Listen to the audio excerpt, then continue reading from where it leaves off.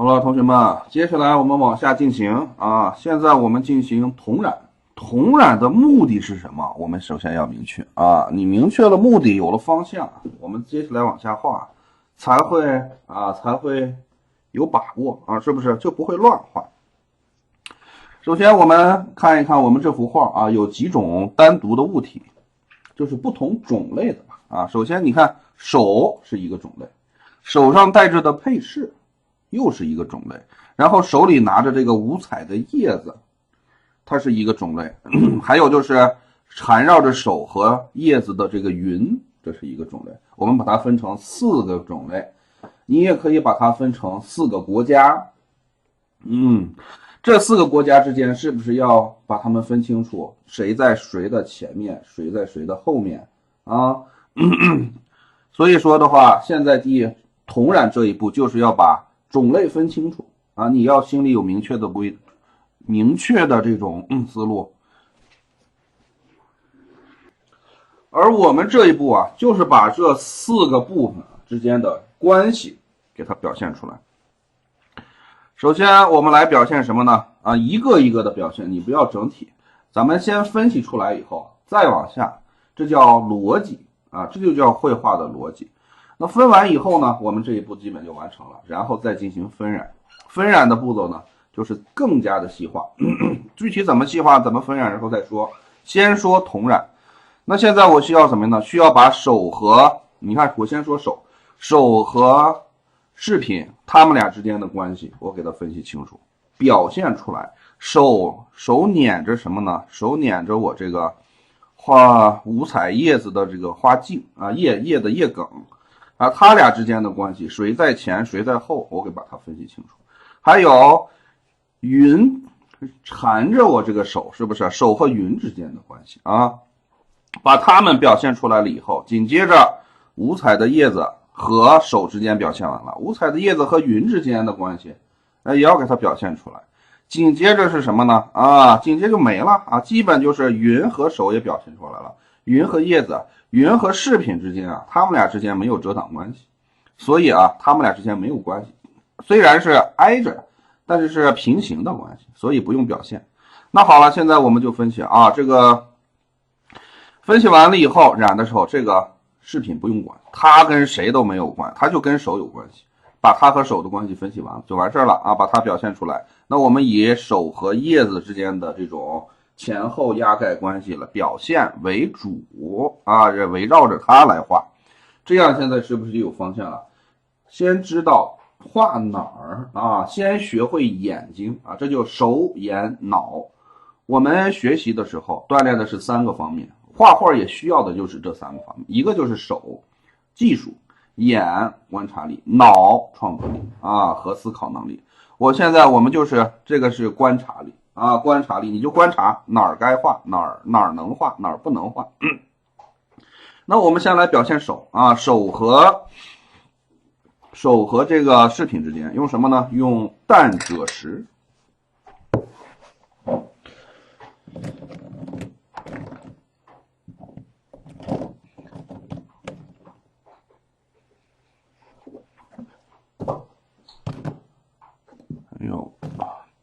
找一个淡赭石啊，这是一定要注意了啊，在皮肤上画的时候一定要注意，不要多了啊，就淡淡的。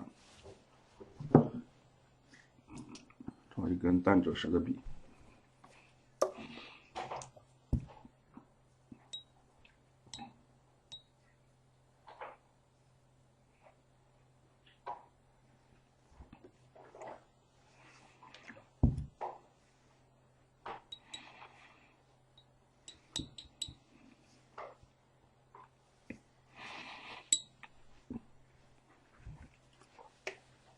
一定注意啊，颜色一定要淡，你浓了以后啊，容易过啊，宁淡勿浓啊，古人讲啊，我的老师啊，我的老师的老师啊，也都是这么传承下来的啊，传承下来的，这是前人总结下来的经验，宁淡勿浓啊，宁淡勿浓。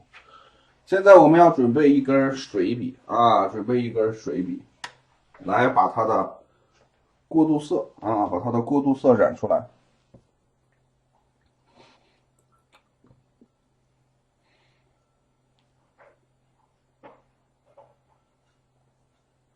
这个水笔啊，你可以用大一点的，也可以用小一点的，我看都行啊，都行。我就选稍微大一点的水笔。前期啊，我们在色彩的这个色彩单元啊，我已经就是给大家演示过了啊，怎么基础的进行晕染。现在就是练习啊，练习的时候更是要怎么样呢？注意了，你现在第一次画，更是要注意这种薄色多染，因为稍微颜色淡一点，你即使染错了也没事儿啊，也没事儿。咱们薄色多染会把这个过程给你修复，如果你重了就不好修了啊，是不是？所以刚开始画一定注意。我给把这个摄像头啊给它调整好，焦距尽量让它对着准确一些。它其实有个自动对焦啊，但是不太智能。我给拿一张这个色纸啊，拿张色纸，看一看这个淡赭石。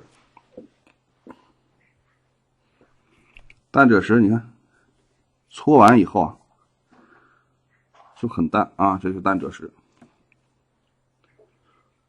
首先你看，手和饰品之间，它压它，是不是啊？它在上，它在下，好，衬上层压暗部，好，它们俩之间平涂要准确啊，边缘要整齐，然后从它的一半拖出来。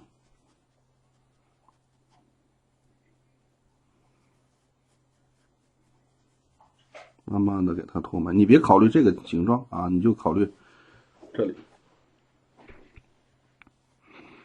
涂整齐了，哎，它和它之间的关系就完成了，同染这一步啊，当然一遍肯定不行了。接下来我们再考虑什么呢？往下啊，往下这个云彩啊很淡，是不是？其实啊，现实中不淡，云彩绕着它走。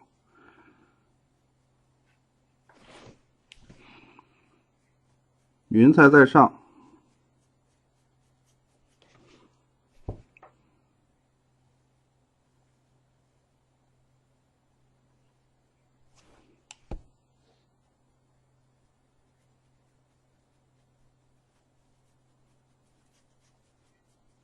你看，把云彩在上啊，指头在下，还有指头在上，云彩在下，这边绕着的，这边要窄染，窄染就是在很窄的范围内给它染，两边要交错开，不要混在一起啊，这样的话就没有这种对比性了。我还是稍微再往近一点吧，再摸，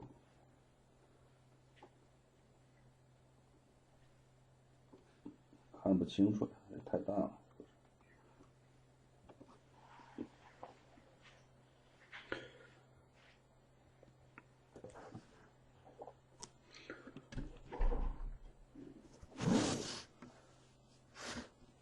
是不是？把它们俩给它染出来，然后再看这个梗啊，梗和手之间，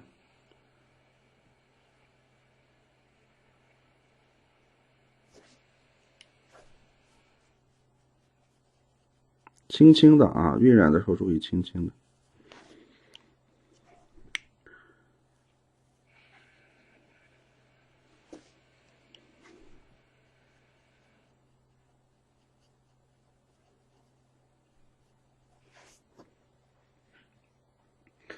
对不对？你看手和梗之间啊，梗和手之间啊之间的它们这个关系，先在手上，反映在手上的啊，然后再把什么呢？这个手压着这个梗，那我们一会儿处理这个梗就行了。手在上，指头在上，梗在下，现在不属于我们处理的范围。然后再说这个云彩，你看这个云，手在上，云在下啊，面积小一点。晕染啊，你看手在上，云在下，这里。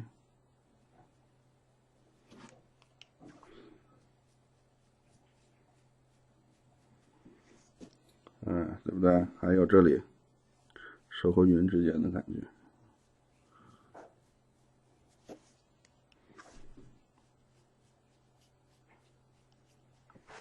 然后云和叶之间的啊，就可以也是拿赭石。你看我们这个晕染的这个步骤啊，晕染的这个步骤先什么？你看仔细我们来分析一下。咱们边画我边给大家讲啊，这个晕染的这个步骤啊，先平涂。你看我是不是要平涂？先平涂，然后啊，涂完了以后，拿这个水笔啊给它晕染。所以啊，晕染的基础啊，它是分2个基本功，一个是平涂的基本功，晕染的面积稍微大一点啊，大面积的宽染。第一个就是平涂，所以啊，要求平涂的基本功必须准确啊。那平涂的基本功是什么呢？颜色要均匀，边缘要整齐，尤其是边缘要整齐啊，夹角要锐利。所以说你晕染的时候啊，这个标准平涂的标准也不要丢。你看叶子在上，云在下。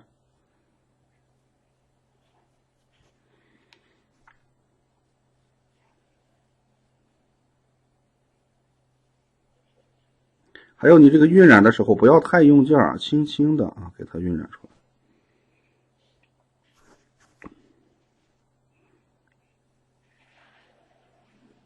像这里基本就属于平涂了。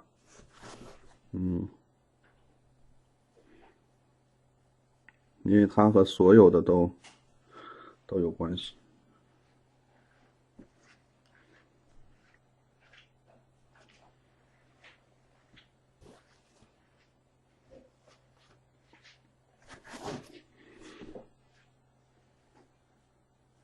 你看这里，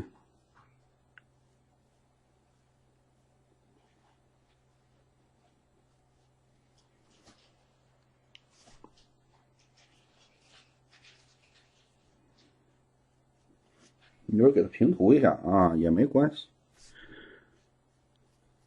它绕着这个什么呢？绕着我们这些叶子，就在边上缠着呢。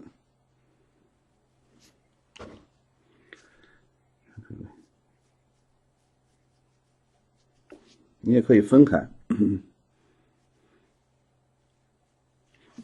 但是染的时候啊，注意不要绕场一周。什么叫绕场一周？你不要绕着它，就像卡了一个项链一样，一模一样啊。夹角要多，一定注意啊，夹角要多一点，然后鼓起来的地方少一点。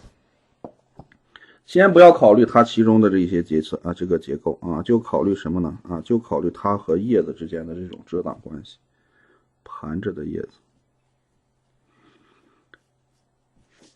这个云啊，我设计的是，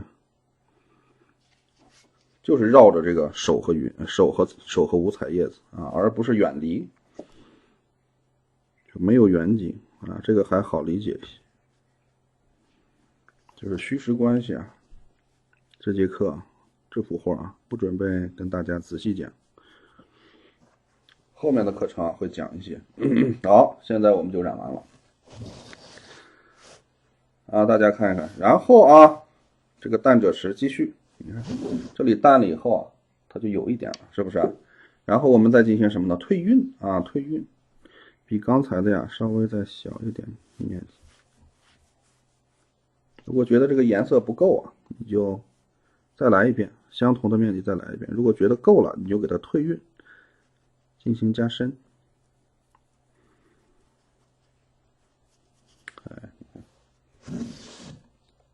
这边也是一样的。你看现在染完了以后，刚才染完很明显啊，现在就不明显了，是不是？还是减小面积。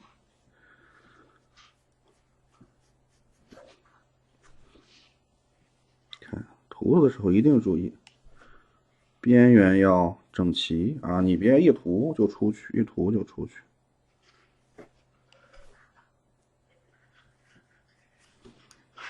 这里适当的减小面积。摘染就要等一等，数个3-5秒钟，一般我数5秒钟到10秒钟，让它这个颜色啊在纸的纤维里面给它渗透一些。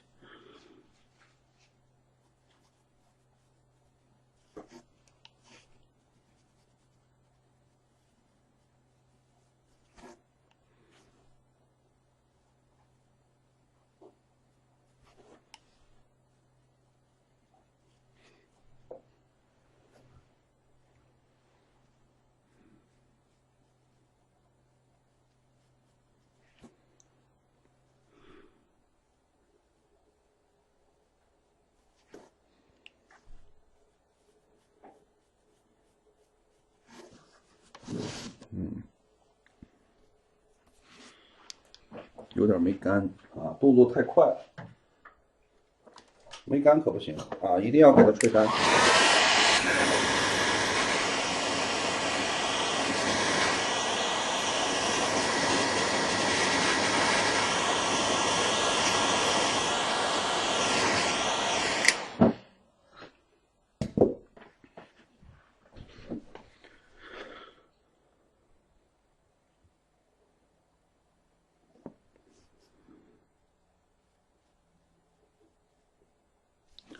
减小面积。刚开始啊，你们抓笔啊，就和我这样，一只手抓一支笔，你不要是单手2支笔。单手2支笔是需要用到这个4指执笔法啊。4指执笔法不熟练的同学啊，你这个肌肉没起来的情况下，你这个4指执笔法啊，这个一手抓2支啊，费劲儿啊，费劲儿不稳定。我们是要给我染的那个什么啊，染好了，不是让你耍起来啊。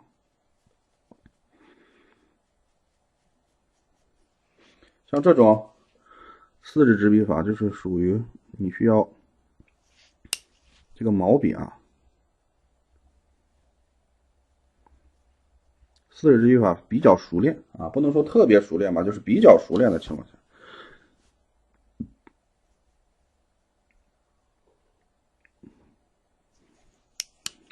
这种用起来比较好啊！你看我现在就是4指执笔法，但是你是啊刚开始的话，你这个肌肉组还没有形成啊，没有完全形成，这就有点困难。但是前期啊写过很长一段时间的这个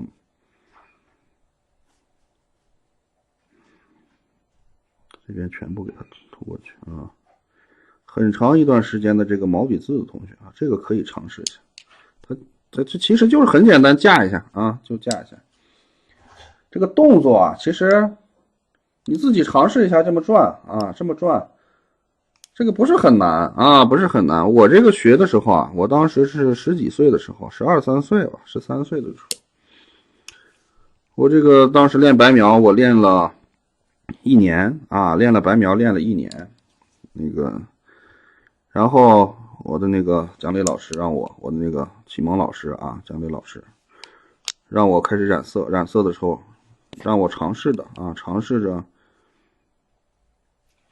用1支笔，一只手抓2支笔啊，当时可能5、6分钟吧啊就全会了。但是很多同学啊，我看了很多网上他专门教这个，我说教我，后来啊我这个我仔细一分析，我说这个教的根本原因不是你不会啊，不是你学不会，而是你这手跟不上啊，手跟不上，就是脑子会了，手跟不上，就相当于啊，人家这个跳舞的时候，人家一跳一高抬腿一个大劈叉啊，你看的挺好，你练去，你倒是眼睛会了，脑子会了，知道使劲往起跳，腿张开啊，一个大劈叉。你手能跟得上吗？你腿能跟得上吗？就是这个道理，就是说是什么呢？基本功夫没起来，你有些啊这个动作你就做不出来，就跟1只手2支笔，也就是这个性质的，不能说完全一样吧啊，类似啊类似。你看这样说是不是同学们就好理解多了啊？好理解，理解清楚了就行啊。你看第2遍染完了以后啊，这个就差不多了啊，染到这个程度，这个瞳染就差不多了。稍微染一染啊，不要太明显了啊，不要太明显了。为什么呢？它后期啊，我们还要给我们进行分染啊，给我们进行分染。这个同染和分染啊，它其实不要把它分的那么死。同染就是把这个大关系给它分清楚，至于分到什么程度，很深还是很浅，这个其实啊，我个人认为啊，你同染啊分出来这个大关系有层次了就行。至于说是分的足不足，这个同染后期听清楚了啊，一定注意记住了，在分染的后期也是可以补同染的，就是在我分染完了以后啊，我觉得这个同染还需要再补一补，是可以补的啊，这个是可逆的，就是分染同染，统中有分，分中有统，我们要最终达到这个目的。但是什么时候统，什么时候分啊？刚开始你是分不清楚的，是很混乱的啊，这是混乱的。所以啊，在我们同染的时候啊，我切记啊，不要太深啊，不要太深，然后跟着呼和老师的步骤走，深了也没关系，稍微深一点也没关系。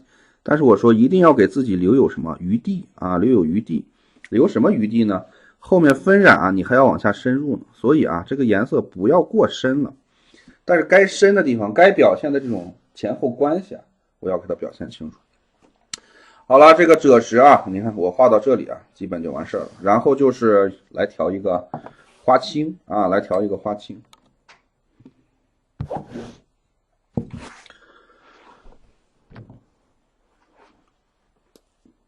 花青我们把什么呢？啊，把这个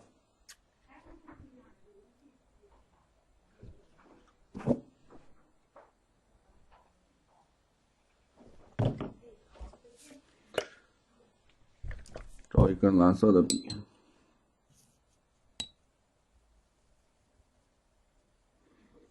这个花青主要染的是什么呢？啊，主要是染的我们这个梗啊，染的这个梗。我们调出中等偏淡啊，淡的也行啊，淡的更好。我就是中等偏淡。有些时候我看颜色就看这个杯壁啊，就是这个碟子的壁，这个颜色就相当于我这个调出来的颜色啊。你看边身上，它会往下流嘛啊，这个比较接近了。这都是一些小技巧啊，都是一些小技巧。差不多，你看中等偏淡啊，中等偏淡，你们可以稍微往淡再调一调。然后我们什么呢？啊，染这个梗，梗和指头，梗在下，指头在上，平涂。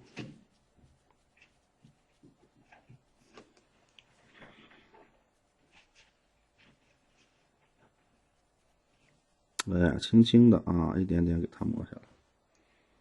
这里指头在上，梗在下。上面的呀，稍微比下面的要窄一点啊。然后梗和叶啊，梗上头还有叶啊，叶和梗是两个物体。梗是梗，叶是叶。你看这里。从上往下啊，上面压下面，这个要你多染一点，下面往上面少染一点，平涂的晕染的面积小一点，这样好看啊，这样好看。我们这里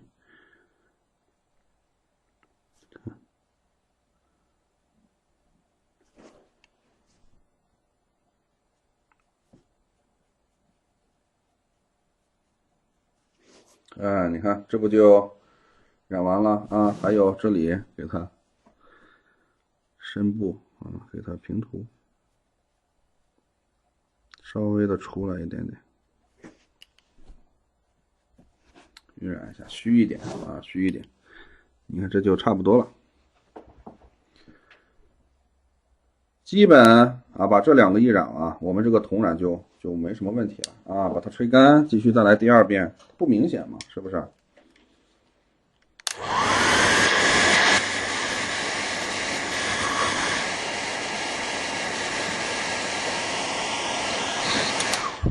这个画画啊，时间过得非常快，尤其是画我们这个工笔画啊，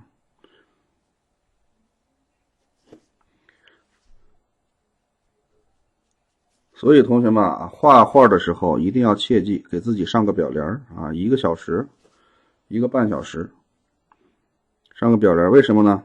这个容易腰肌劳损啊，这个颈椎啊什么的受不了，因为时间过得太快了。我这有些时候啊，我要是不上表帘的话，一低头一抬头，6、7个小时就过去了。啊，录视频还好一点，我录视频全是有定时的啊，1个小时它就停了啊，1个小时它就停了。哎，我也经常边画边看看这个屏幕啊，看看屏幕我这个画面啊，画的时候啊出去没有，就是我这个画画的地方出去没有。第二就是看一看这个聚焦啊，这个焦距聚对了没有，经常要看。然后到了1个小时，哎，我就稍微休息休息啊，看一看，停一停。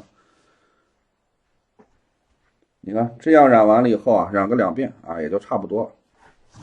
同染就很简单啊，这一步就染完了。然后接下来我们进行分染，分染是什么啊？是个什么？是个什么目的呢？现在就是接下来往下染呗。分染就是我现在有4个国家，1个手，1个叶，一个这个饰品，还有1个云。手它里面是什么结构？饰品里面是不是要把层次分出来？叶子是不是要把层次分出来？还有云，我是不是要把层次分出来？对，把它的颜色我们给它分出来，全部要染完了啊，全部要染完了，就这么简单。好，刚染完这个是花青，是不是啊？花青我现在就继续用花青啊，我们染什么呢？先把梗给它染出来啊。你看梗这里它在前它在后，你看先来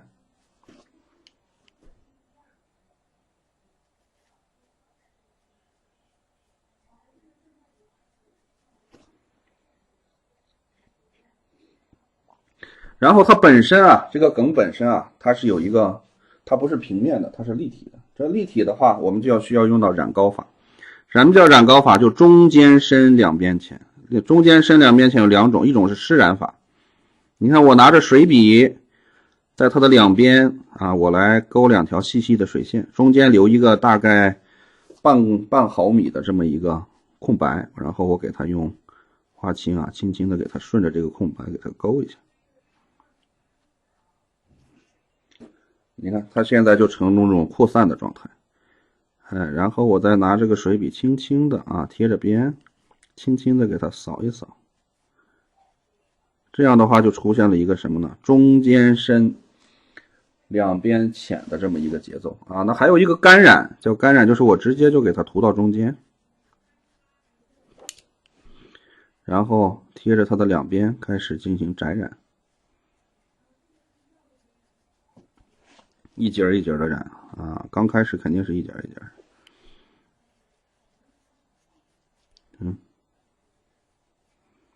从中间往4周染啊，轻轻的，这叫干染，2种都可以，自己来尝试。我的原则是都要会，我是都要教的啊，我是都要教的，你是都要会的，是不是？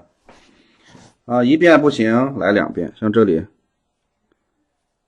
中间细细的来一下，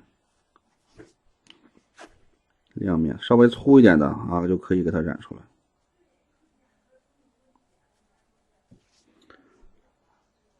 对不对？啊，它为什么要中间深两边浅呢？就是我们一个圆柱体啊，我们不是正面光吗？正面光离我们近，还有一个叫近深远浅，离我们近的深，离我们远的浅，颜色浅。那这个它是圆柱体鼓起来了，是不是圆柱体鼓起来？鼓起来最高的地方。是不是离我们的眼睛近，所以它深啊？离边缘离我们远，这就浅啊。这个原理啊，给它群众做出了染膏法的这种解释啊，出来了这样的效果。像上面的梗啊啥的就不用了啊，这些就不用了。这些一般是属于什么呢？我看看啊，下面深一点，贴着下边。对，这个就给它单面来。这边也是贴着它这里，右侧。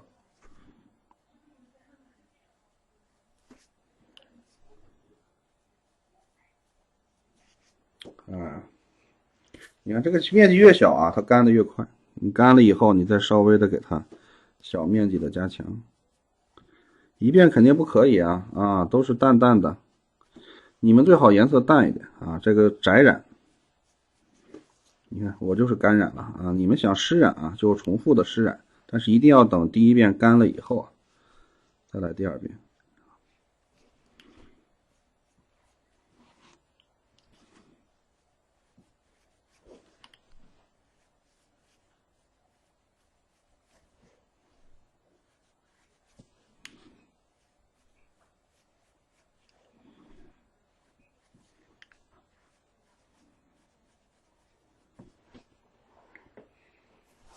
是不是我们这个杆儿啊就分染的差不多了啊，分染的差不多了，你不要太明显了啊，太明显了。然后再染我们的什么呢？啊，染我们这个蓝色的叶子，蓝色的叶子注意了，我们先把它分成什么呢？分成一半一半，贴着这远处的。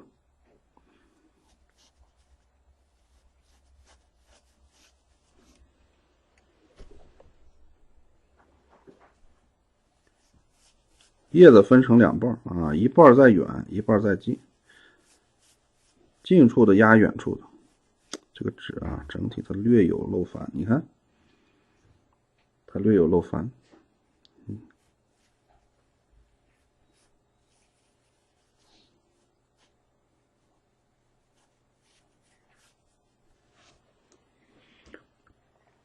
对，一半远一半近啊。然后我们这里啊，我其实想，哎呀，这个要略有漏翻的话，就必须给它吹干了啊，吹干了才行。你看有些时候漏了烦啊，别着急，吹干了再染另一半。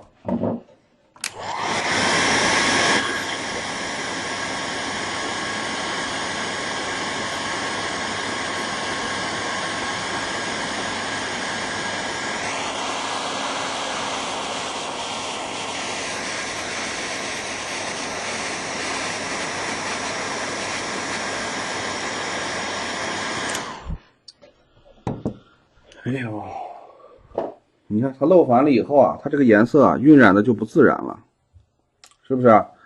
所以啊，我就先等一等，我要给它刷一遍淡胶反水了。它漏的还不严重啊，它漏的还不严重，就是局部漏啊，就是局部漏，漏的不严重。不严重的话，我们就给它淡淡的胶反水，就是以胶反水和水啊1:1啊，胶反水和水啊，给它1:1。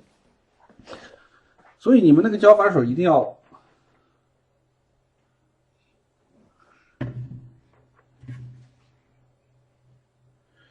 配啊，配好了那个胶反水啊，你不一定什么时候用。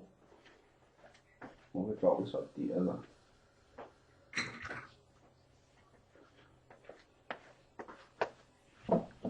把胶反水放到那个冷藏里面啊，它有保质期，因为我们用的是那种骨胶啊，骨胶它的保质期也就是1到2个月。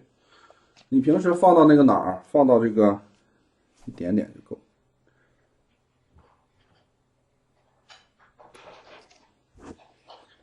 你平时放到这个冷藏里面，不要冷冻啊，不要冷冻，1:1。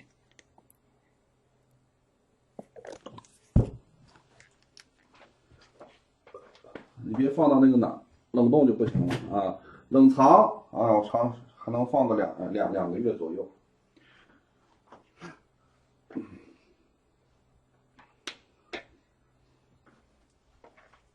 出了问题随时调整。可以整体调，也可以局部调啊，这个看情况。你看，调好了。我这个笔是专门用来刷胶反水的，局部调整的，就相当于，哎，你今天出去了碰了个口子，是不是需要临时的给它用一下？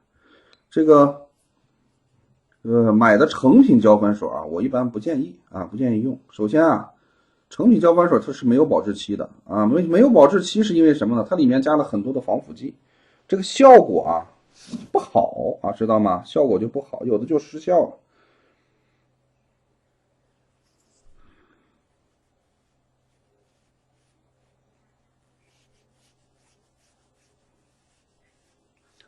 给它薄薄的，就单片叶子，要涂就是单片叶子给涂一下。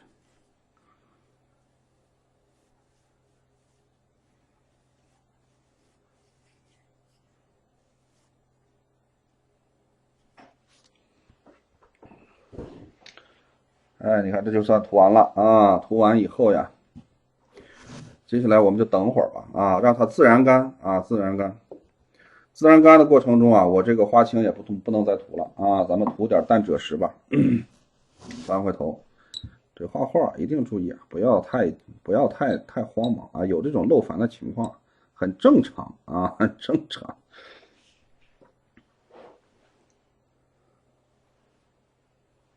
然后接下来我们来什么呢？啊，用淡赭石，刚才不是调好了吗？直接继续用。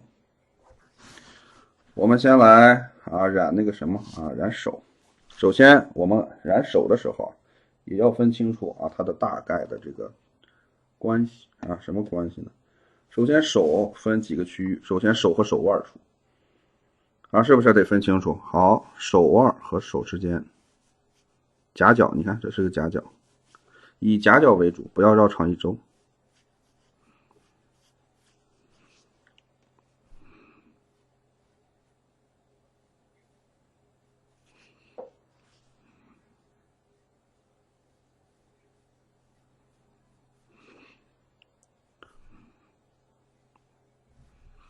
也是，你看夹角处，整体到局部的过程。然后什么呢？再往下，手指和手指之间啊，手指和手指之间，你看这个手指和这个手指，大拇指和这个二拇指之间，你从上往下啊，手指和手指之间，大拇指和二拇指，拇指和食指之间啊，说话一点都不专业，专业就不专业吧，能听懂就行，是不是？然后这个大拇指到这里，好，是不是它和手掌之间？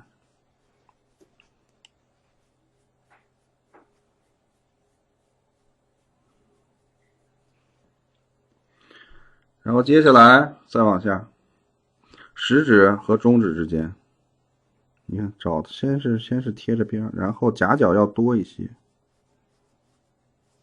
你看夹角要多一些，我染的是不是？轻轻的给它晕染开。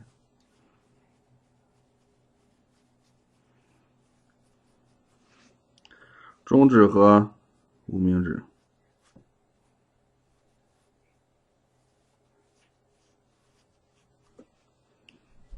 哎呦，你看这儿又有漏繁的，这张纸不行。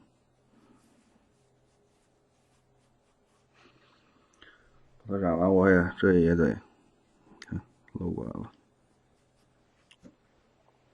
看来这一片啊都漏了，轻微的漏，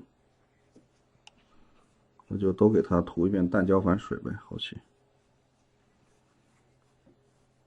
对，你有时候涂的肯定没问题，是不是？相当于半生熟的了。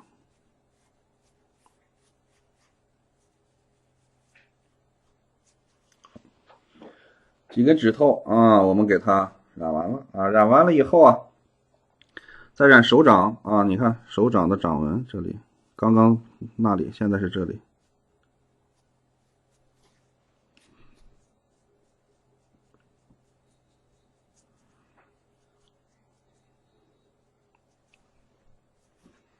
然后这里往下，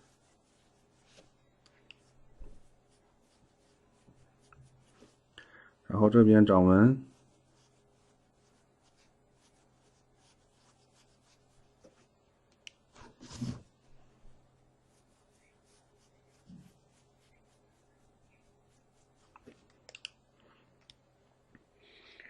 是不是？然后我们来分析啊，手掌的这里是不是鼓鼓的啊？是不是？手掌的这里是不是鼓鼓的啊？小肉垫一样的啊，所以染膏法把这个加宽。所以鼓起来的地方是不是要变深？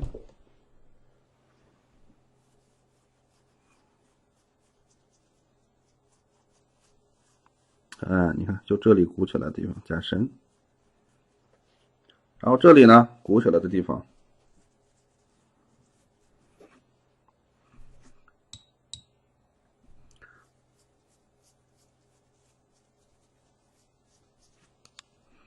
水笔的水分稍微的大一点啊，要给它充分的从中间往四周给它赶出去，轻盈一些啊。看，这是整体的概念。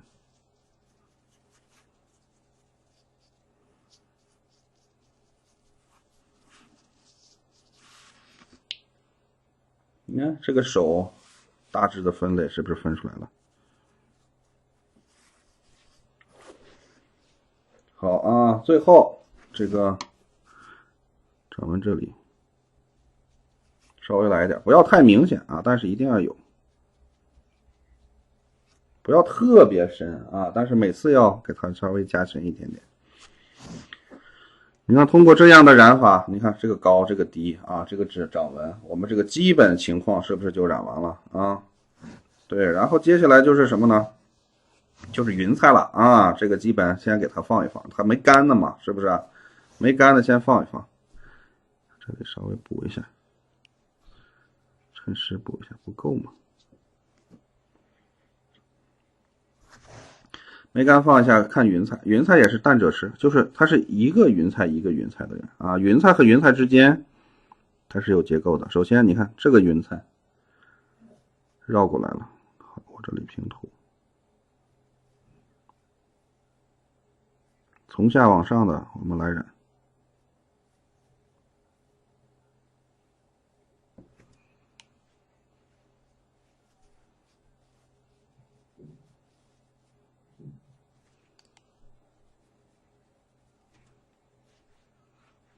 这边在这摘染，你看这个云彩这样，这个后面来了一个，分清楚前后，你看，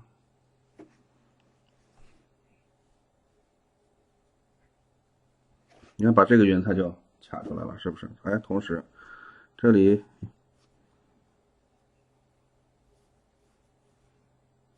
再给它平涂，连叠加关系。这里头是深的啊，我先涂一遍，然后再涂这个上面这里，它们之间就有一个什么呢？有一个结构了，这里，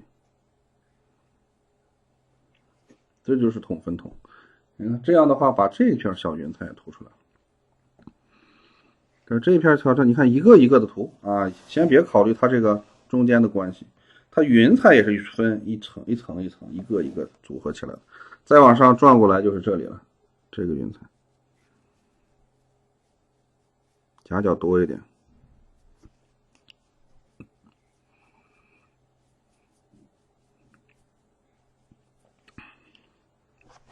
然后这个云彩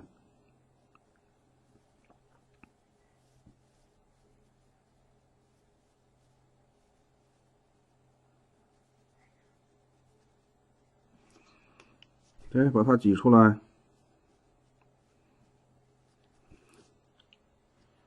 这边是你看从这里把它挤出来，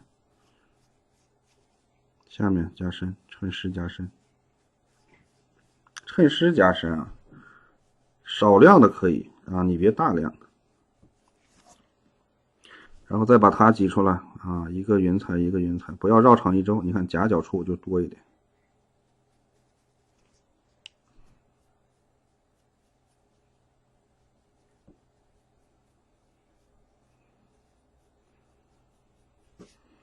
是不是？这里平涂，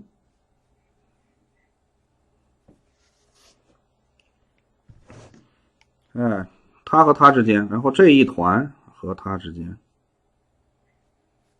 云彩一个一个的来。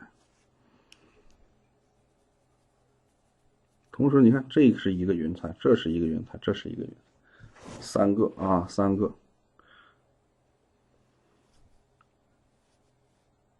好，把它们之间的这种关系先给它表现出来。好，顺势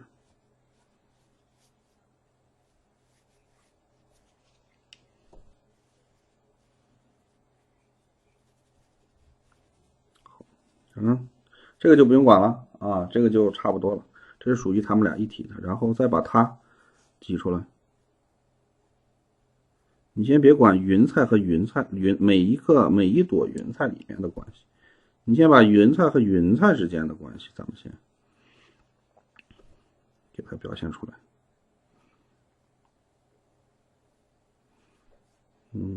像这些。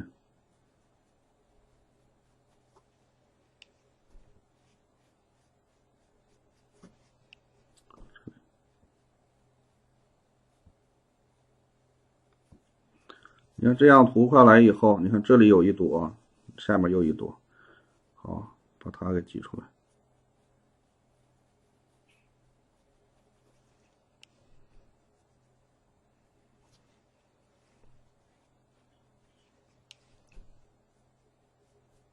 往中间涂一涂，好，这里就是平涂。你看，把它就挤出来了。啊，挤出来以后，这里还没挤呢。你看这里，你看平涂完了以后，再给它盖一下，颜色就有叠加啊，颜色就有叠加。你们就慢一点，等它干了，像干了你再来。我这就快一点啊，我就稍微熟练一些。然后你看剩下这个云彩啊，就给它把它往出挤，你别管后面有什么，我先给它把它挤出来，夹角处多一些。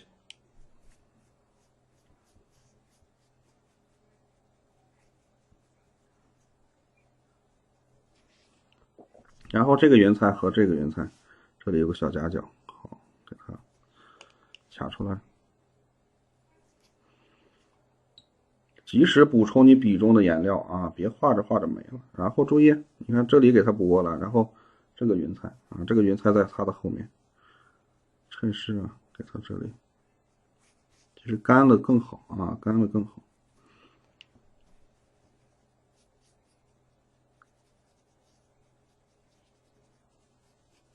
啊，这个云彩是不是出来了？然后它的反面。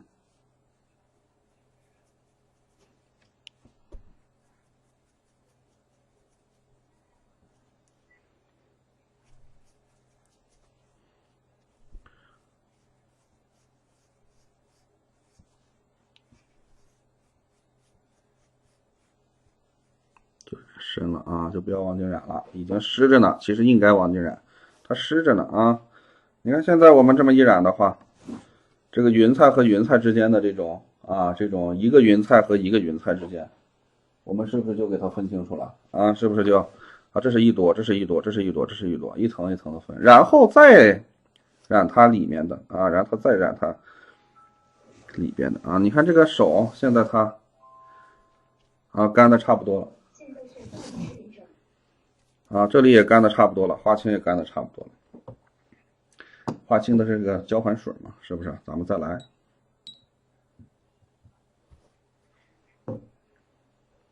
刚才染了一半，是不是？现在我们来给它留水线，中间给它留一根大概1毫米的水线。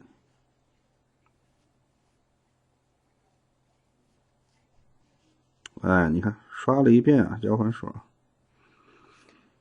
你看它基本就好了，就不渗了。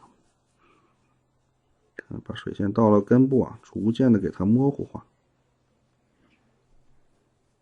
越来越细，越来越模糊，是不是？深部再加深一点。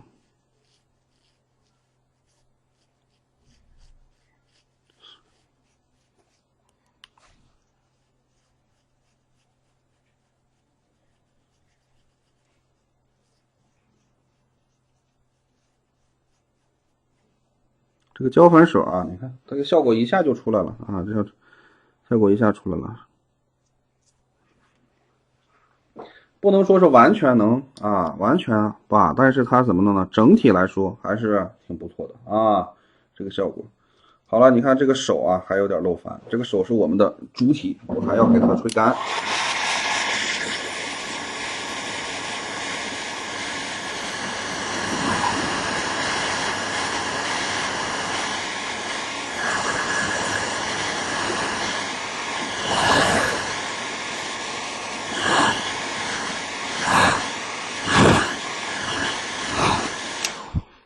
吹干以后啊，我还是给它刷一遍交换水啊。它本身它这个轻微漏粉啊，就让人很恼火啊。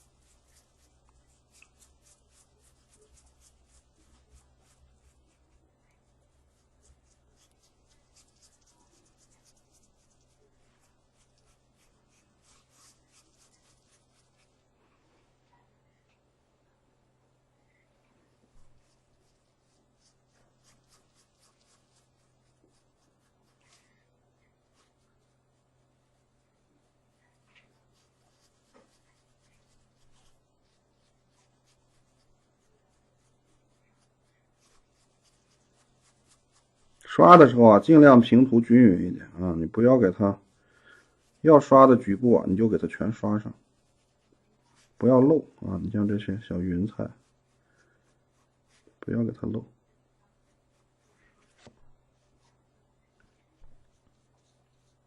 局部啊，不是所有的都刷，但是你局部肯定得刷上去啊，让它自然干啊，让它自然干。淡淡的交换水，你一遍刷完了，如果效果不太好，你可以给它刷第二遍。觉得不太好就给它刷第二遍，反正淡淡的，它影响不大。像这个稍微有一点，还是有一点点啊，有一点点不明显，不明显，我再给它淡淡刷一遍，就比刚才还淡，刷一遍。你看，让它自然干啊，自然干就没事了。然后我们一会儿再给它加深。好，正好是个淡赭石啊，我们这个蓝色的叶子啊，涂了2遍了啊，你看搓成这样。接下来我们用什么呢？啊，用这个淡赭石，我们把这个白色的叶子也是按照这样的方法，拿淡赭石，这个我要给它转个直啊，因为它这个刚刷完交换水。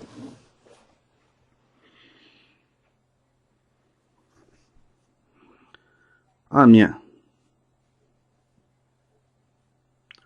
染白色的注意了啊，白色的物体啊，不管是叶子还是花瓣啊，一定要注意面积要小啊，颜色要什么呢？要淡。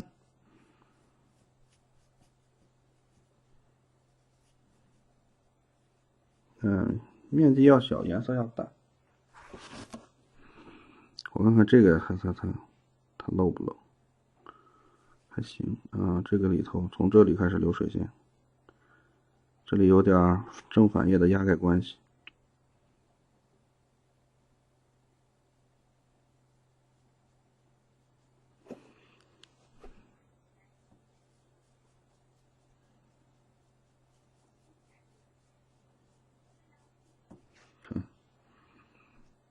简单的这么一染啊，这个就差不多了。然后这个叶子和叶子之间啊，贴着它的边儿，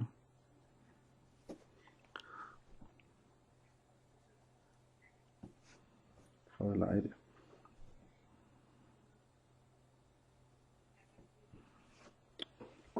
哎，这个就白色的叶子就这样染出来了啊。但是白色的叶子呀，我还要咱们再来吹干它。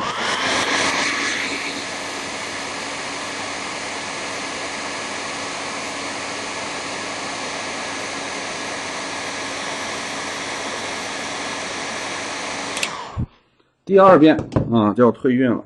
现在染的都杂乱了，因为它漏繁漏的都杂乱了。第二遍是要缩小面积，要缩的很小。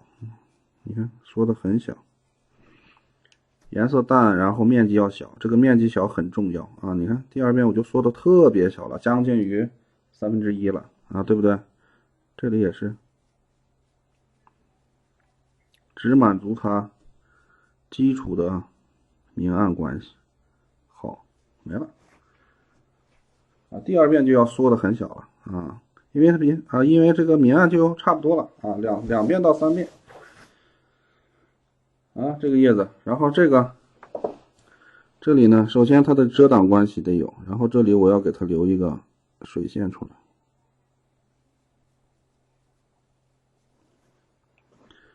然后给它这样来一下，稍微留一点点，大概半毫米吧，比这个叶脉稍微要轻一点。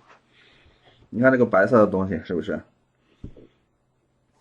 最后在最深部我们在提染的时候再给它加深就行了。剩下的就是等它慢慢干等手慢慢干，还要深入。当然深入之前呢，咱们先把这个云彩给它继续深入云彩继续深入。像这里先不要动，刚涂完搅拌水，先涂这里。你看这些小结构不要太大面积，就是在很窄的范围内给它染出来。这有点漏，漏就漏吧。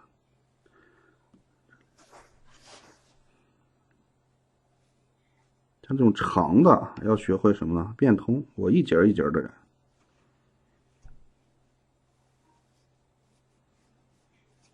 你看这里它属于交错的这个云彩。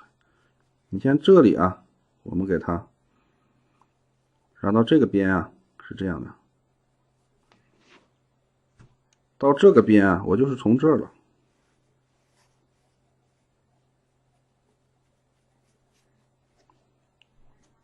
两种两种。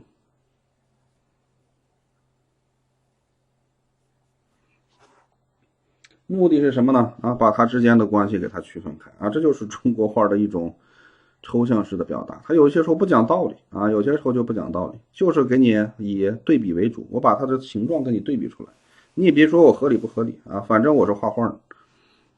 意象型意象型，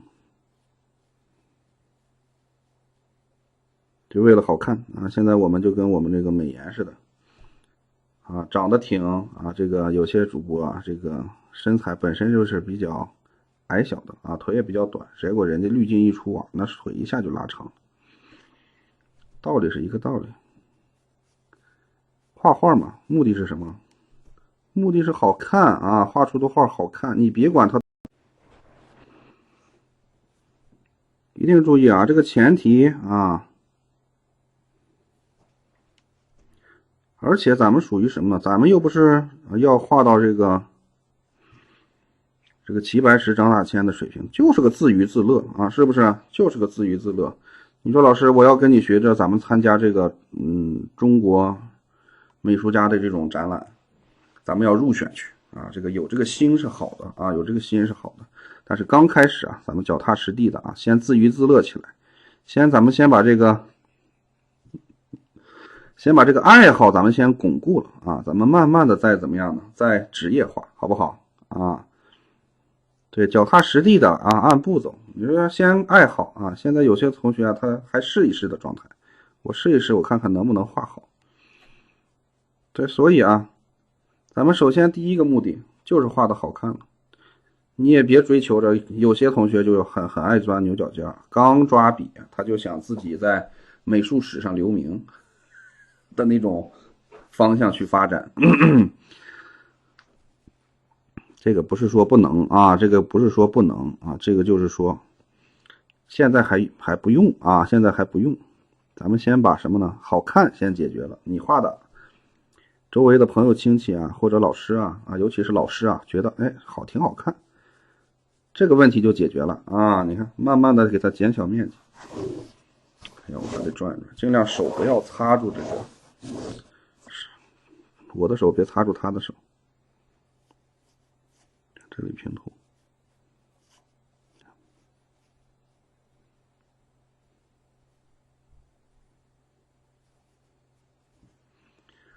这个云彩不用把它染得特别的就是清楚，但朦朦胧胧的有点就行了朦朦胧胧的有点就行。像这就乐一下。什么叫乐？什么叫乐染乐染就是给它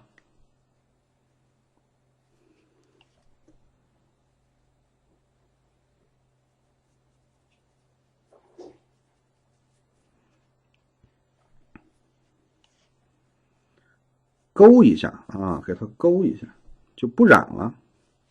像这个地方我就给它乐一下，乐一下就不管，留个水线留个有个小线小白线，我们小白线叫水线啊，边缘再给它稍微加深一点。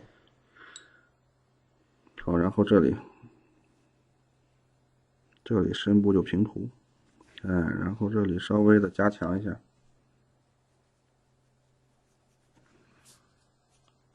哦，干的差不多了，干的差不多了。好，转回来，正好把这染一染，暗部太窄了就平涂。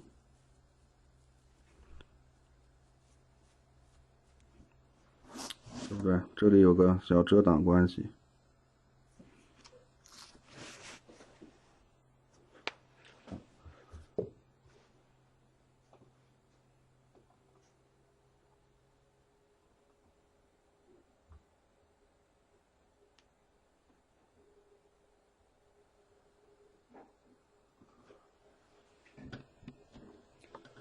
再往近一点，近一点，我再稍微焦距。你看，这都点了一下啊，点了一下。你看，把这个前后关系，我给它点出来了。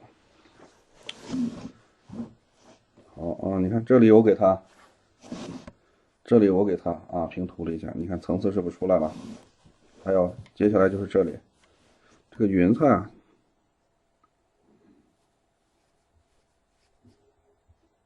夹角处多一点。窄染啊，勾完了以后别着急啊，然后稍微等个几秒钟，除非你这个是漏矾了啊，不漏矾的话，等个几秒钟，然后这里平涂，面积又小又深啊，平涂。然后这里我们当时不是给它减小面积啊，减小面积，一节一节的染，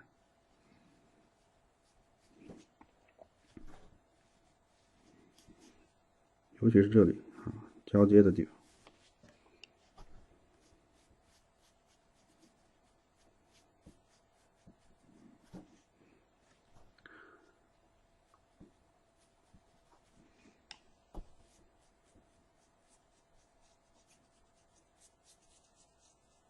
往中间啊，往中间赶，两边留啊，中间赶，就是染膏法吧，属于那种刚才我们染合感的地方，这个也不用特别的明显啊，特别明显，有点就行，不用连贯起来啊，有点就行。因为云彩嘛，它不是说是特别实的一个东西，稍微的啊，中间来一点啊，也不是说特别的中间啊，也不是说特别的就是连贯性，一节一节的给它来一点啊，所以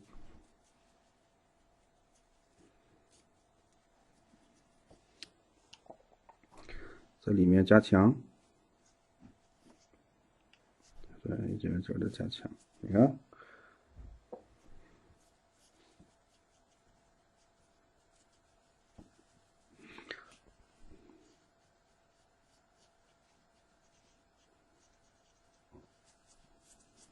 哎呀，像这个纸啊，画这个壁画的感觉就绝了啊！画壁画的感觉就绝了。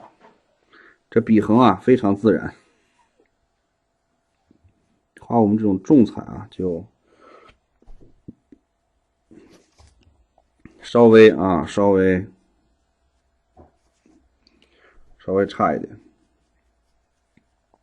重彩我们讲究这个颜色要自然啊，通透。然后壁画讲究这个颜色要斑驳啊，所以画壁画更容易啊，画壁画更容易，感觉就是费钱费的啊。壁画它要大量的这种矿物质颜料，矿物质颜料是我们普通颜料的这种大概多少倍呢？几十倍吧啊，普通的几十倍，几十倍呢？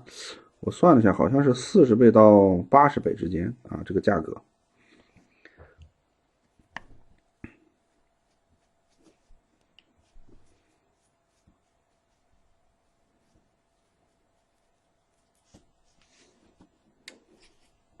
这里鼓起来的地方啊，稍微来点染膏法。你看，一定要想它的体积啊，想它的体积。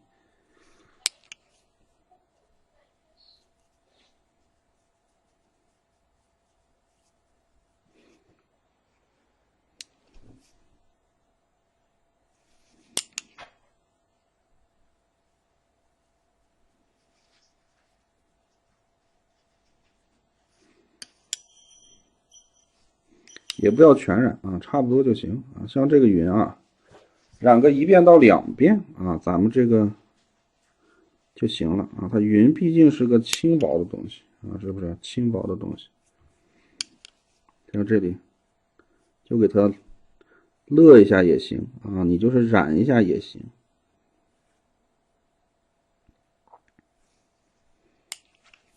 勒一下或者摘染一下。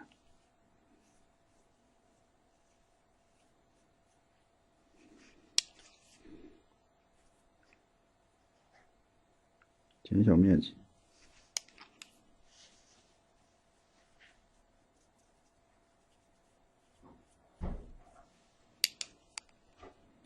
这里平涂啊，这里就给它平涂。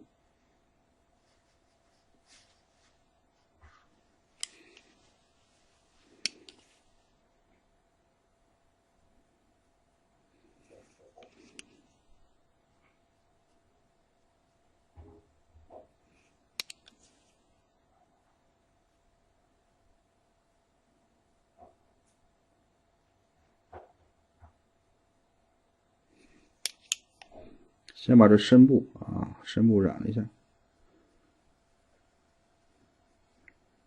染一下是为了加强，然后再给它补统一的。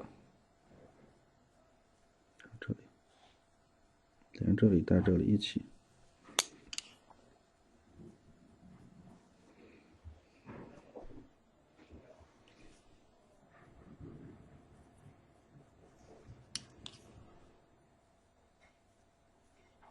小结构。那染颜色啊，它也是有节奏的啊。像这里，什么时候染哪儿，什么时候跳着染啊？这样的话，这边染完了，那边干了，再翻回来啊，也不一定用吹风机。那古人画画呢，还不画了，没吹风机啊，是不是？对，这就是节奏啊，这才是根本。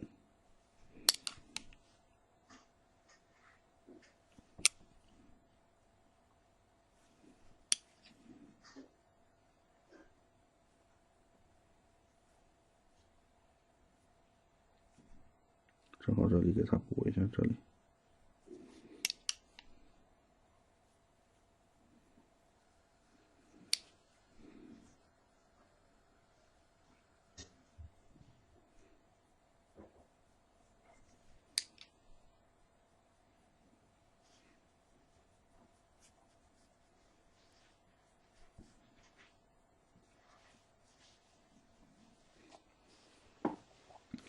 然后这儿差不多了，上面的干的差不多了。你看，我再给它补个统染，统一的染，看这里连深的带浅的一起照一下，把这个关系给它表现出来。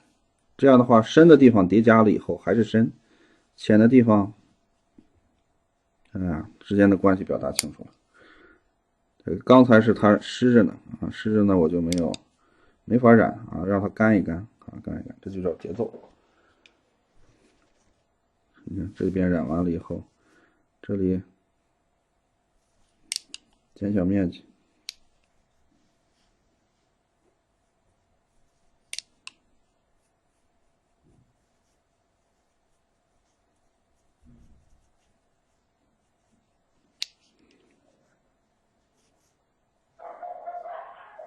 哎呦，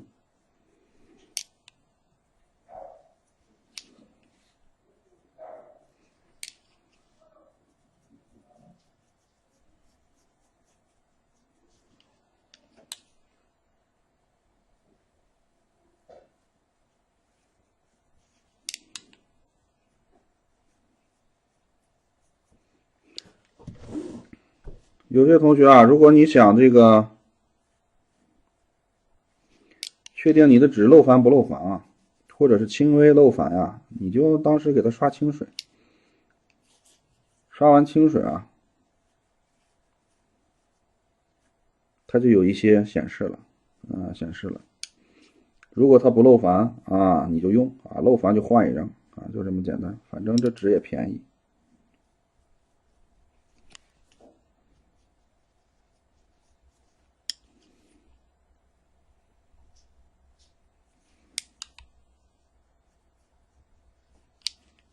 这里鼓起来的地方，看云彩染到这个程度，也就是差不多了啊，差不多了。鼓起来的地方，不要把它染得特别深呐啊，因为后期我们还要提染的时候啊，太深它不好提啊，太深不好提。它毕竟是个配角，配角我经常说啊，配角要有配角的样子，是不是？你别抢了主角的戏。所以这个程度啊很关键，稍微染一染，行了啊，这就行了。你看染到这个程度啊，我们这个云彩啊一团一团的啊，这里再补一些，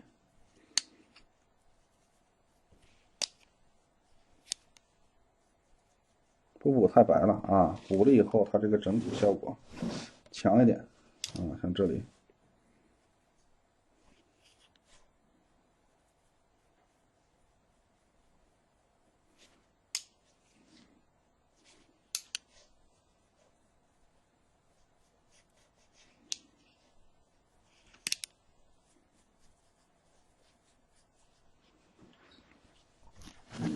稍微补一补啊，这样的话云彩就算是染完了。这个白色的叶子啊，也基本算是染完了吧。最后再补一下它的同染。什么叫它的同染？就是叶子的固有明暗。什么叫叶子的固有明暗？就是它的根部深啊。你看根部它是深的，尖端浅，然后中间深，两边浅啊，这是它的固有明暗。我们把这个它的固有明暗最后再补一下，这样这个白色的叶子就出来了。以后白色的花瓣也是这么染的啊，也是这样染的。但是白色的花瓣不一定，它有的固有明暗，它有压盖明暗，但是它本身也有花纹啊，花的纹理。好了啊，我们这个再补一下它固有明暗，你看整体的深，中间的浅啊，面积要小一点啊，面积要小一点。然后翻回头啊，染我们这个手，你看这个手染完了以后，接下来我们就染什么呢？一个指节一个指节之间啊，小夹角。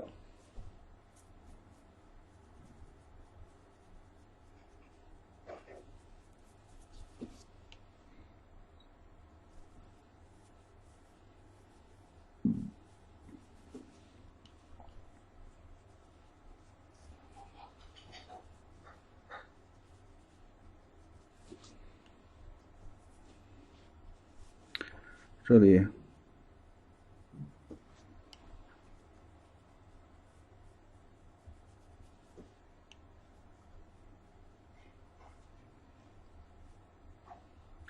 夹角处多一点啊，夹角处多一点，然后指甲再浅上。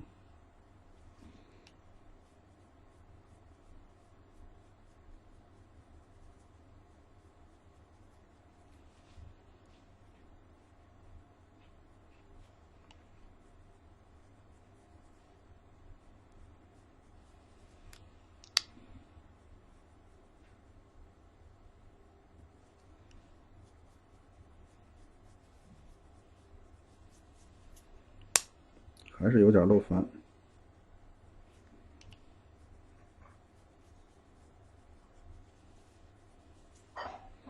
让我画出了敦煌壁画的感觉。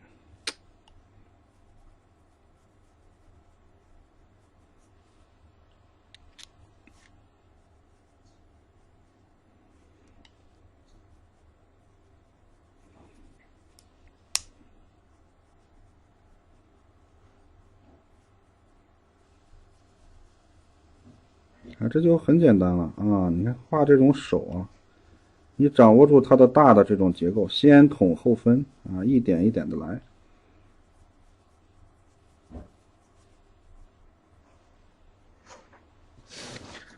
指尖啊，指尖这个指肚子这里最鼓啊，给它边缘给它，你看最鼓的地方给它加深，边缘逐渐变浅啊，到边上就没有了，是不是？最鼓的地方补一点。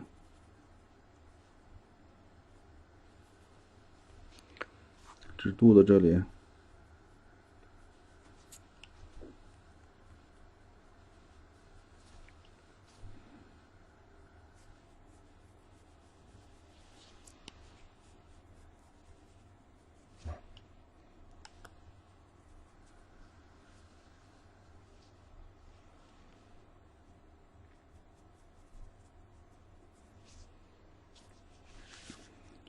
从这里，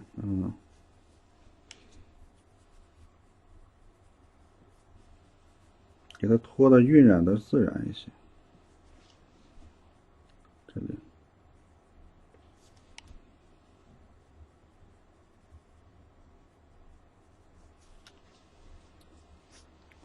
你看指肚子这里啊，就是指肚子这里。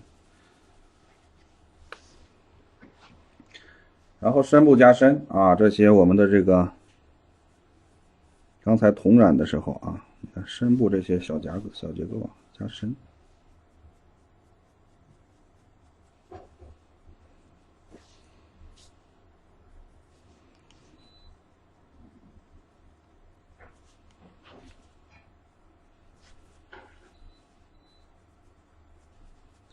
一定注意啊，这个面积要小，这个漏矾的情况下啊，它这个渗透的还比较快，不像我们不漏矾的书宣啊，它渗透的比较慢。所以啊，你看我刚才把这里加深了，所以啊，我这个染的还能快一点，普通的我还得慢一点啊，等一等它渗。这就是一个应用了啊。不同的纸啊，你画起来不一样。有些同学说，老师生宣也能画工笔吗？能啊，怎么不能啊？生宣画工笔，人家专门一套画法。对，生宣画工笔的话，画出来的效果还真不错啊，非常好看。生宣画出的工笔和写意相结合啊，这个效果就特别漂亮。好，然后接下来我们就继续给它进行局部的调整啊，它这个一定注意，不是绕长一周啊，最深的地方给它加深。看这里，这是个夹角吧？好，然后这里稍微来一点，对，这是夹角。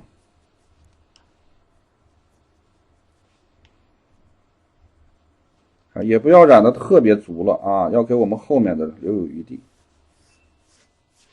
后面还有啊，还有提染的。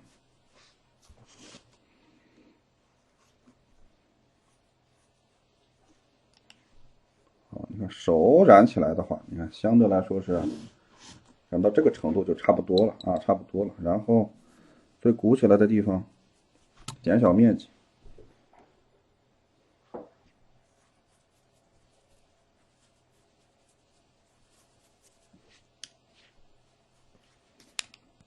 减小面积啊，给它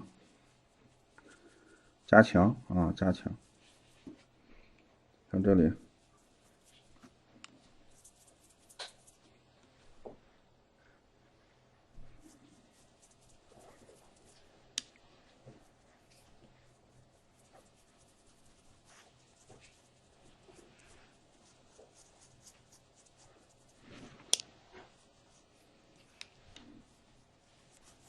稍微来一点点，这里啊，稍微来一点点，贴着下边啊，贴着下边，稍微来一点趁湿。但是这里不是说是贴着边，这稍微留一个小小的光带，类似于小小的。好，我们这个手啊染到这里啊，也就基本差不多了啊，基本差不多了。然后这个指甲这里边缘稍微给它蹭一下，很淡的啊，蹭一下。这些指甲就不要管了啊，这些露出来的这种反面的指甲啊，就别管它了啊，染多了也不好看。你看现在我们这个手啊就差不多了，你看它有一些漏矾的地方有一种斑驳的感觉。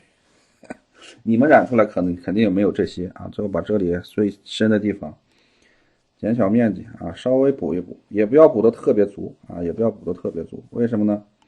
我们后期还要加深的啊，在提染阶段还要继续加深。啊，染到这里啊，我们这个就差不多了啊，是不是？然后接下来用什么呢？啊，用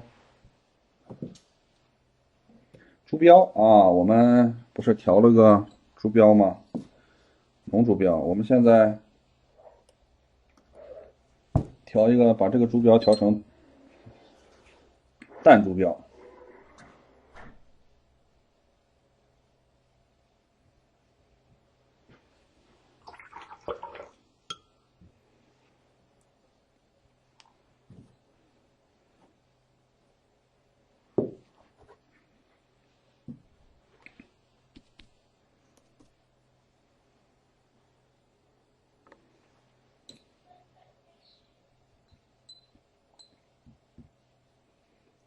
调一个中等偏淡吧，中等偏淡的这个主标。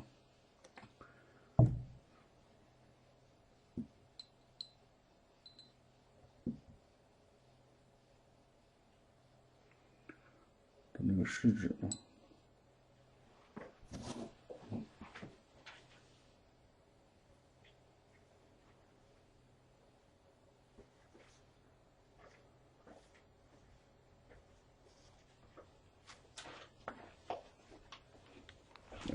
吹到地上去了。中等偏淡的主标，我们给它把黄色的区域，黄色的叶子我们给它染一下，不是说黄色的区域而是黄色的叶子，黄色的区域就不太对了。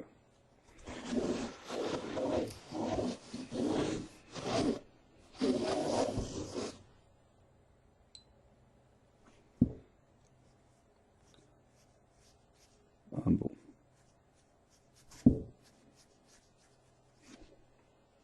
大面积给它拖出来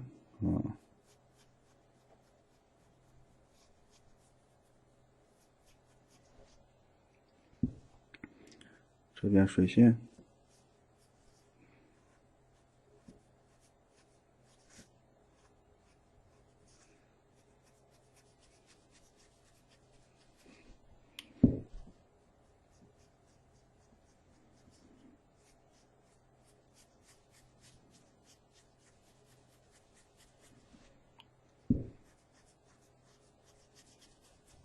衬湿，把这里你看这里这个正反叶之间的压盖关系表现一下。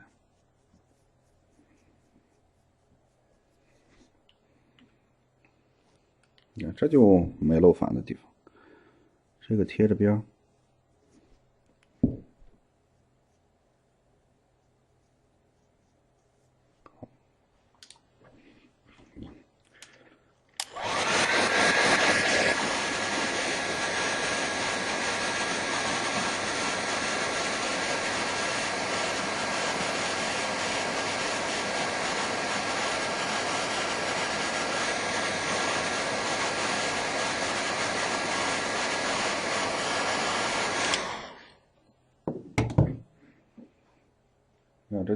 这个颜色是很重的然后整体的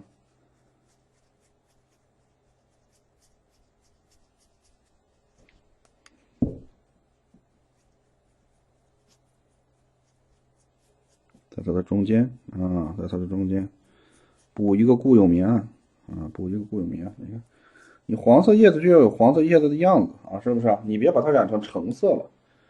所以说它这个面积也要小一些。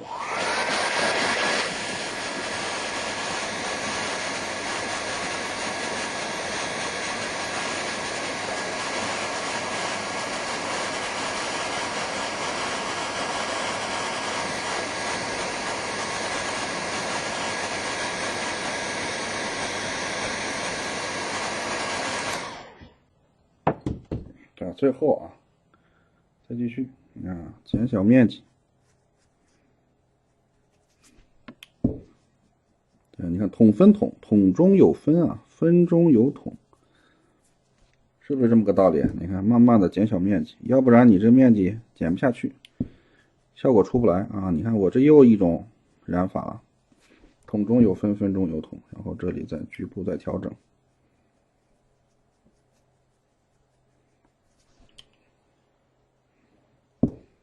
这个边边上，这里给它稍微扫一下，稍微有点不对这里再趁湿湿的补一下，补点过渡色出来，这个黄色叶子的这种效果是不是出来了这就完事了。只是叶子这个后面这个饰品不是不是这么染的。然后咱们用这个墨色，中墨用我们刚才的这个中墨来染我们这个叶子。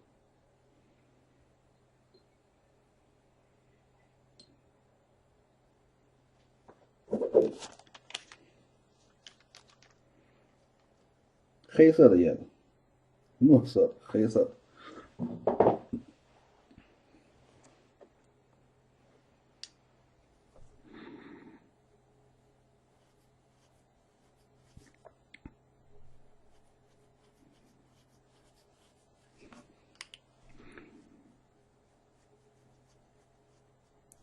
你们染墨的时候啊，尽量在里面加一点点竹标，或者是赭石啊，这样的话好染一些。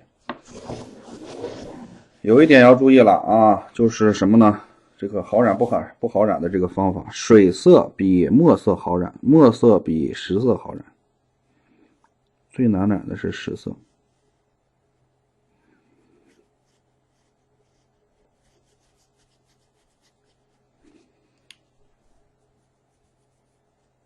看这个衔接要快。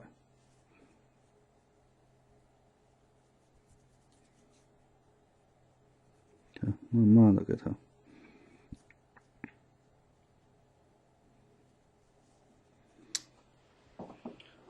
啊，是不是这个墨色就出来了？顺便啊，拿这个中等浓度的花青啊，中等偏淡的花青啊，把这个漏反的区域，咱们再给它继续加强，减小面积啊，你看染了2遍，这半面它就没有漏，就是那半面，另外半面。在等它干的过程中，啊，还有点，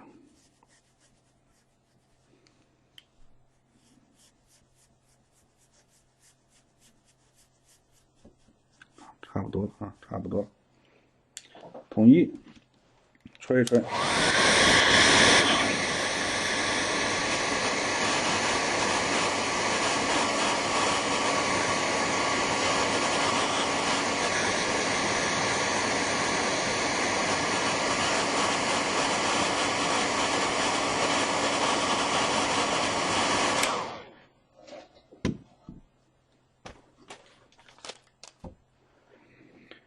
然后给它统一的补一下它的固有明暗。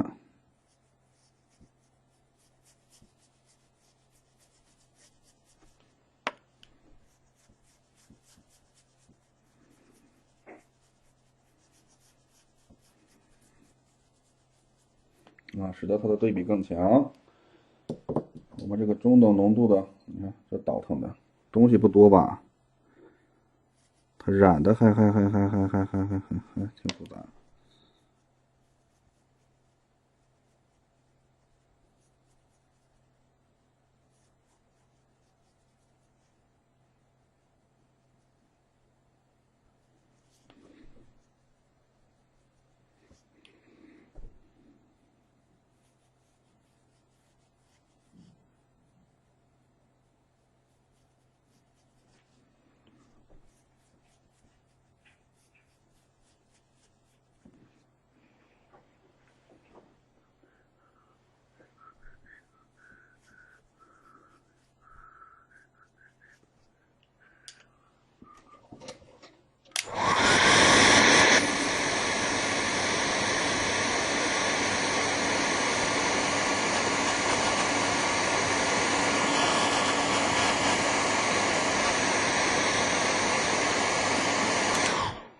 啊，这个叶子的这个黑色叶子就差不多了，最后再给它补一下固有明暗，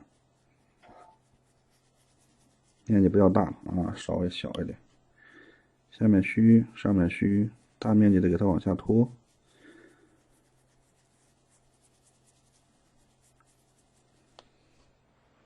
哎，这就行了。然后啊，这里最深部。拿这个中等浓度的墨啊，给它稍微加深一点，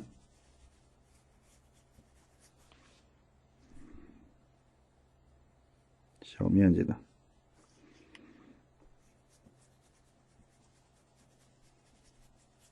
很小面积啊，稍微加一点。这里也是啊，稍微的很小面积的加深一点。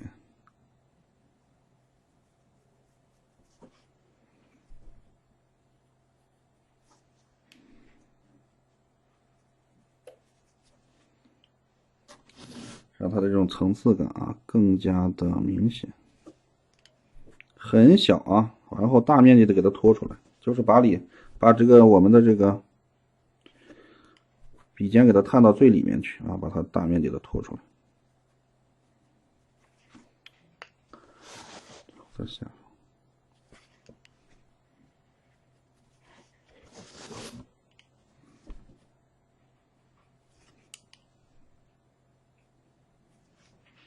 这个夹角处，这里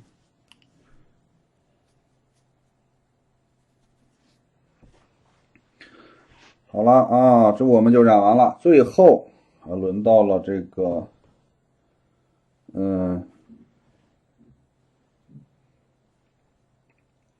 怎么说呢？红色啊，这个红色的叶子，红色的叶子现在需要用到曙红啊，注意是曙红啊，而且是什么呢？中等浓度的曙红啊，中等浓度的曙红。我给涂一下啊，涂一下焦粉水吧。注意了，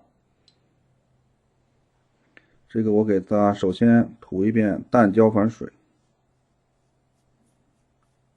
中度浓度。我们当时啊用了很浓的这个珠标去涂，是不是？这个颜色很容易翻上来。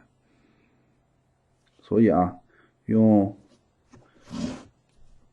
淡焦粉水啊，我们给它固一下色，要不然你们刚开始染不出来。对，先给它固一下色啊，固完色了以后啊，怎么样呢？我们再给它啊，等它自然干了以后，再给它用中等浓度的曙红，我们来染它。行，先给它固完色啊，固完色以后啊，我们来找出这个刚才我们调的这个赭石，赭石里面加墨，加中等浓度的墨，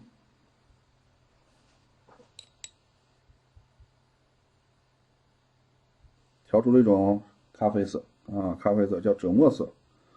用赭墨色我们来晕染它什么呢？这个中等偏淡的了，这属于中等偏淡的赭墨色，叫咖啡色吧。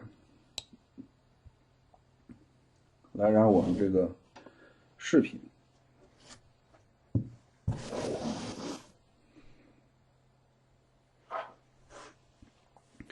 首先这个饰品啊，我们先找它最深处啊，最深处就是它和手腕之间的这个转角这里，我们给它平涂，先找最深的地方。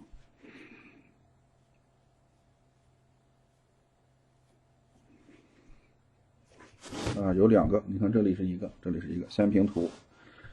啊，其次呢，我们再把这些深的小夹角啊，我们先给它颜色一定要注意了，中等偏淡的，不要太重了。这里也给它平涂。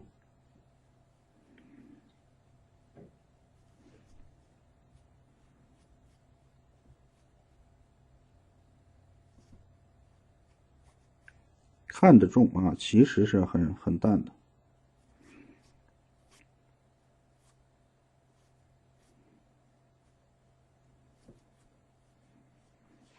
啊，先把它的这种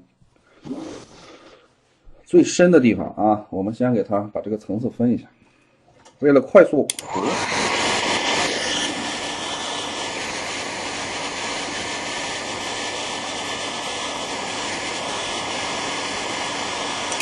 我给它吹一吹啊，别吹到那个红色叶子这里。然后啊，我们给它分，你看它是分一个环，中间是花纹，下面是一个环，是不是？那我先把这个环和花纹之间啊，我给它先通过窄染，就在很窄的范围内给它进行晕染，叫窄染。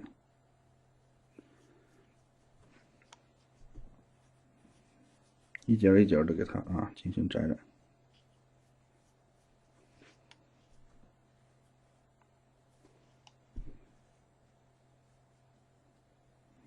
这是用来染金色的方法啊！你看，首先它出来了，它和它之间，然后它在上，它在下。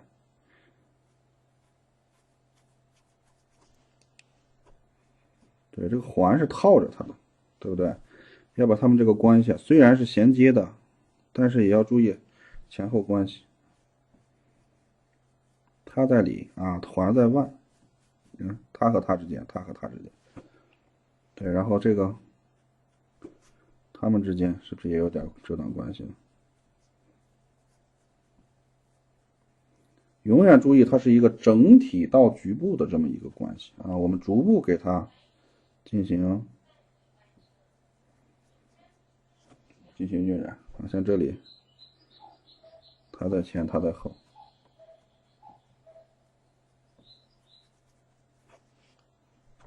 像这里，里面这个白色珍珠啊，就不要管它了啊，直接就这样染。然后接下来呢，啊，这个染完了以后啊，我们就开始染什么呢？这里和上面一样啊，也是窄窄的。你要是染不出来，你就乐，留个小白边。能染的话，拿这个笔尖啊，轻轻的给它染。两种方法都可以。像在用壁画的这个画法中啊，它就直接乐啊，它不会染。一呢，它壁画墙壁上画，它这个它染也不好染啊，是不是？第二，它就是这种风格啊，体现出来也挺大气的，因为它以壁画，它一般都是2米以上的，相当于我们这个8尺啊，一堵墙嘛啊，2米以上的。像我们这个有的这个壁画，它都4、5米啊，4、5米高。然后这边啊，我们给它中间虚虚的点几下，然后把它染开了，因为很窄嘛，染高法有点难度。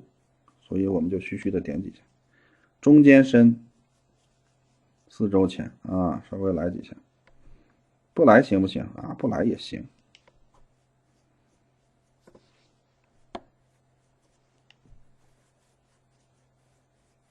你看，就把它大致的这种结构啊，我们给它简单的分了一下啊，是不是？大致的结构分了一下，然后继续吹干啊，继续吹干。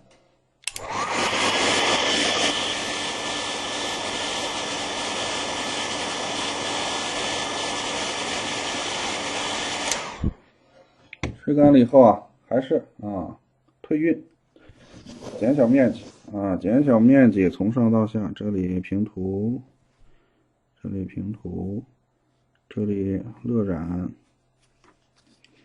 逐渐加深，薄色多染，你多染几次啊，你多染几次，这个慢慢的这个层次啊，它就出现加强变化了啊，这个就很自然了。像上面这个啊，染过1次到2次啊就行了。继续同染，但是要减小面积。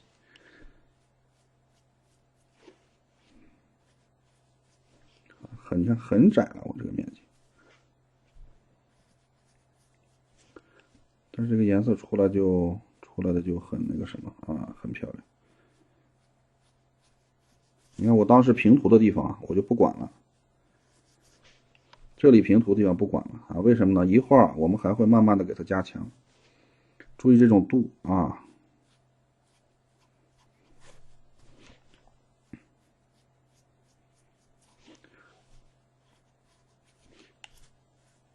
像这些都属于弱对比啊，稍微来一点就可以。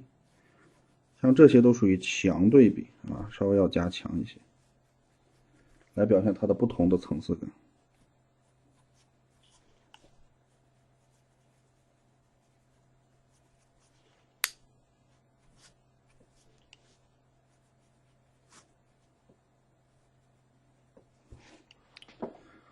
好，紧接着啊，这就开始啊，第2遍完了，你看很快，是不是？第3遍。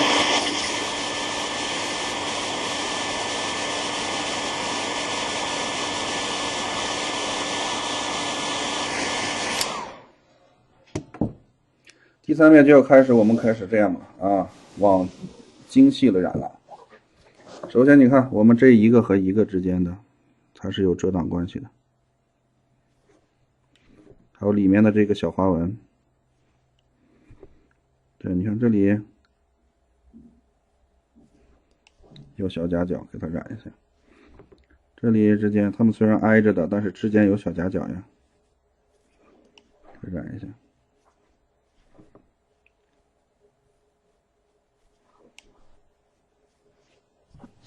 啊，是不是慢慢的就把里面的这个里面的区域就给它染出来了？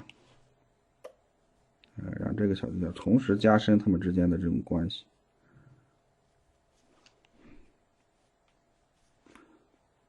最后贴着边缘啊，勒一下它这个，你就勒就行啊，不用染。太窄了啊，没法染了。但是勒的时候一定注意颜色要淡，你勒的准确一些。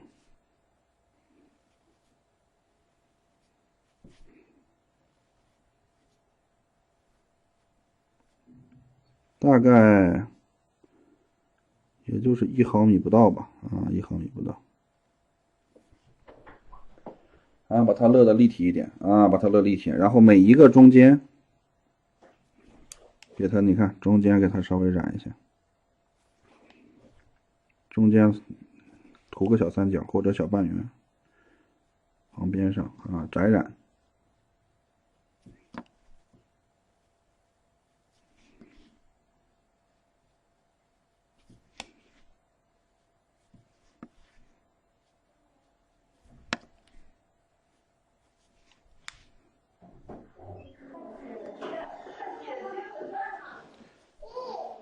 这里贴着边缘啊。好了，现在我们染到这里就差不多了。然后呢，我们再减小面积，水墨色啊，减小面积。小夹角的地方啊，你看，就是我们减小面积啊，再给它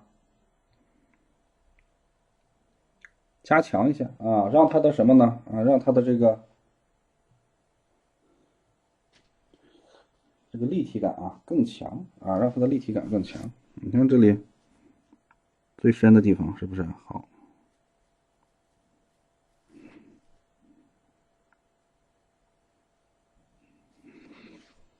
很细小的地方，你看这些小夹角啊，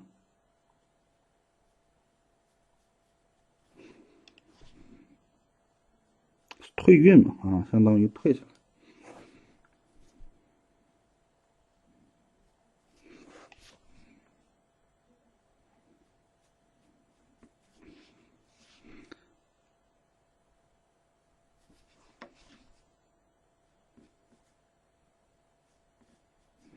你们尽量选的那个笔的时候啊，小一点的啊，尖一点的，看小尖角啊，就给它小尖角卡一下，挨着来啊，像这种小夹角啊，减小面积。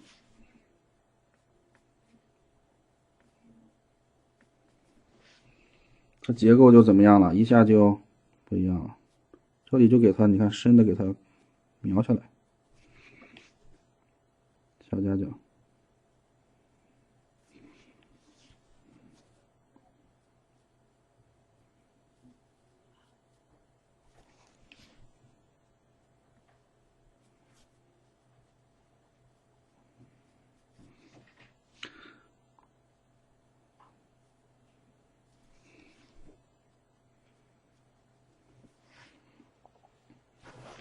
精雕细琢啊，这点需要精雕细琢了。但是要注意，夹角要尖锐。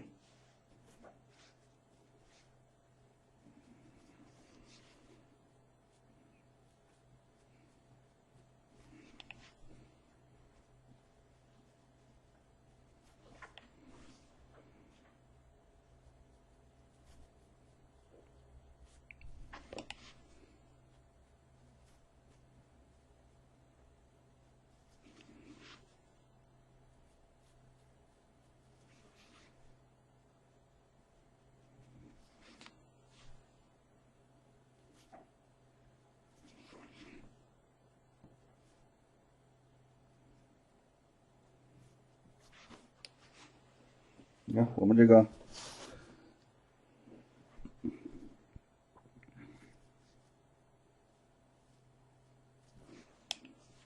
翻回头再把这里加强一下，还有这些小角落，面积一定注意啊，要怎么样？要小，一次加深不了啊，你就2次，加深不了3次，慢慢来。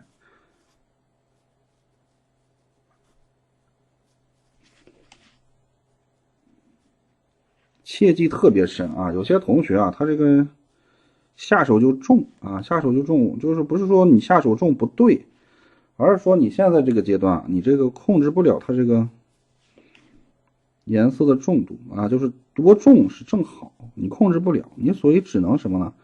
只能咱们慢慢的啊，由这个浅色往深色，通过叠加啊，通过叠加来把它怎么样呢？画到恰到好处，是不是？啊，等你什么时候啊画的非常熟练了啊，你这啊自然也就能一次性很重了，对不对？然后接下来给它把这个珠子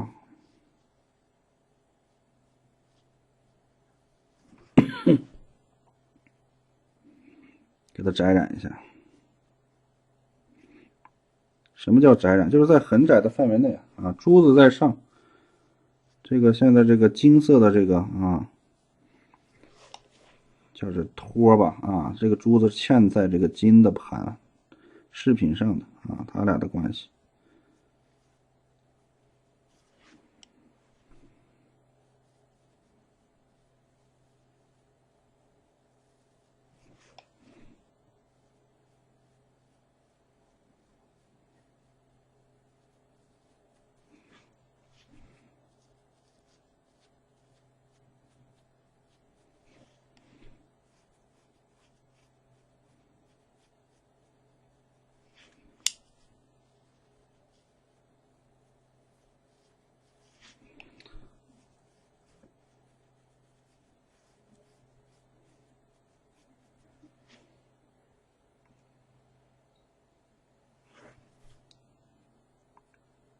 在这个壁画上啊，它有些时候啊，他们的处理啊就很简单，直接就是勒啊，直接勒一下，它也不染。咱们作为这个画上，你就稍微染一染，染的也不用特别圆润啊，反正有一点就行。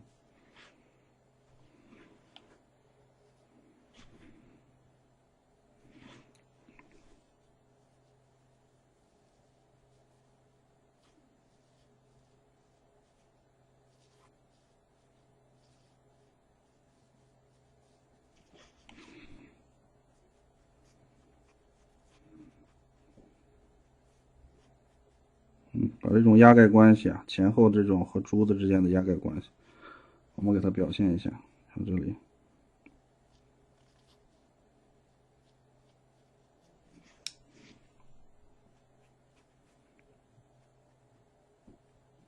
像这就不是珍珠啊，我觉得是块玉石啊，白色的玉石，和田玉之类的。对，第一遍完了以后啊，趁着汁干将湿，煎干未干的，半湿不湿的啊，轻轻的给它再加深。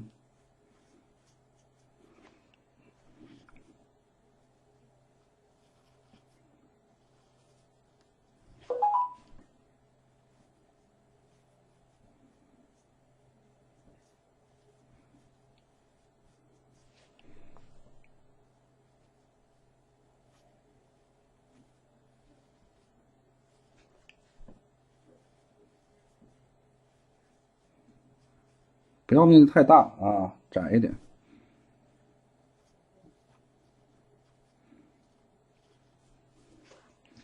将湿未湿啊，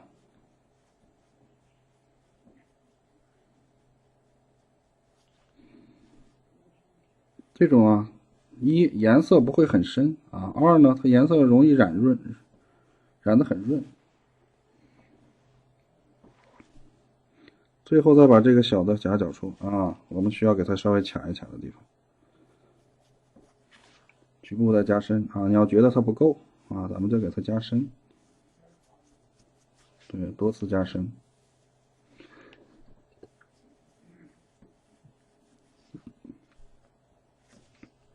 调整一点一点的来啊，调整一点点的，很细的啊，很细的。现在就是你哪怕就不染它，直接就勒一下啊，它这个效果也出来了。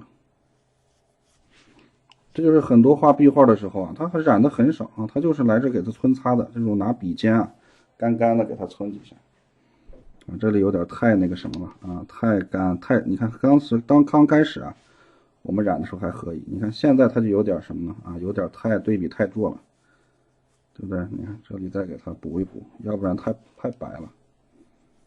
中间深，稍微来一点，这就协调了啊，这就协调了，这个也是稍微来一点，从中间往两边啊，最鼓的地方。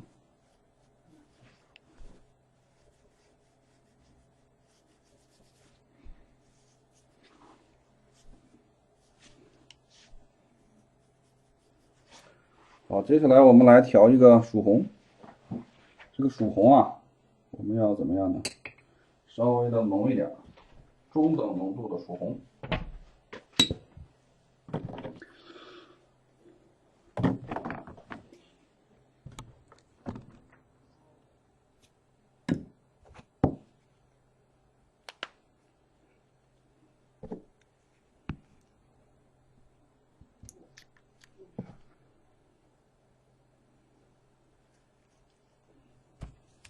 现在这个胶粉水啊，也干的差不多了。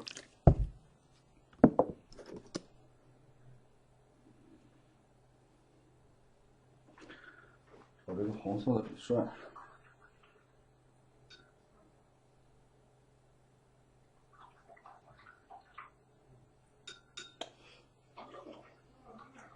一定要把笔涮干净啊，涮干净。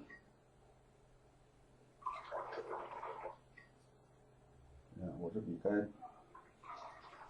该保养了。说起这个笔的保养啊，就跟我们这个机器一样，什么东西都要保养，你不保养的话肯定不行。时间长了你要保养，大概普通爱好者啊，你就2到3个月保养一次，拿着这个洗洁精、洗发水啊，不能洗洁精啊，洗发水给它好好的洗一洗，全洗干净了，然后再拿清水过几遍啊。有那护发素啊，你也可以洗洁精弄完了，弄会儿护发素，就跟洗头发一样。我们这个调出这个中等浓度的曙红，然后我们给它染什么呢？红色的区域。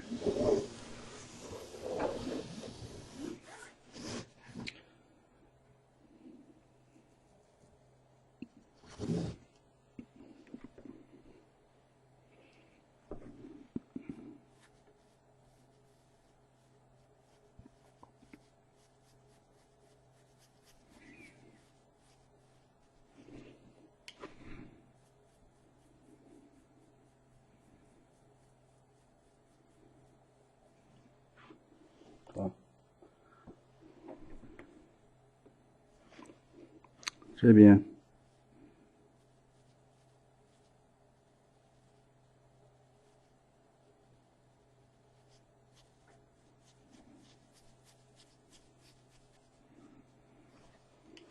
流水线，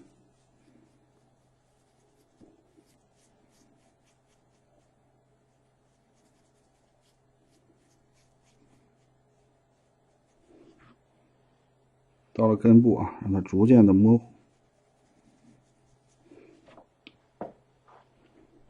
这里也是模糊一点啊，红色的啊，然后吹干它，哎，等等，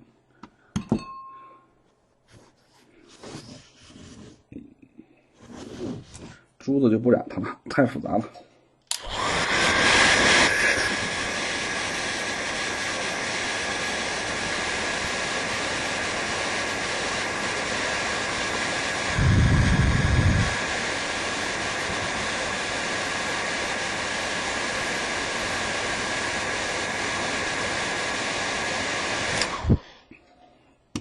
然后啊，你看我们染红色的花瓣是这样的，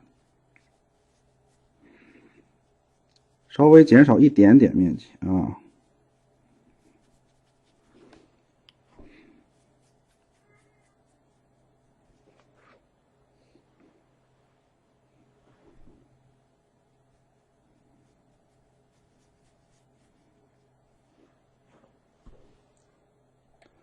然后把这个残色给它往下深，给它把这个云彩和它加深一下。这里面就这样了，看。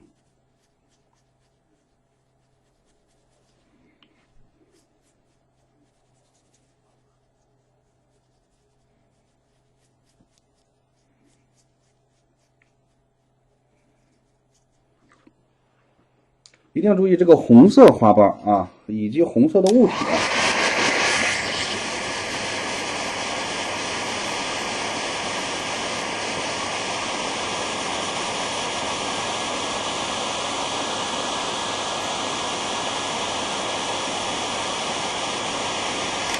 想把它染得非常的通透啊，变换过渡非常自然，一定是要极有耐心的啊，像我这样极有耐心的，一点点的退晕啊，一点点的退。你看刚才到这儿，我现在又到这儿，你感觉它变化非常的微妙，但是它确实是在变化，一点点的变化，这样才好看。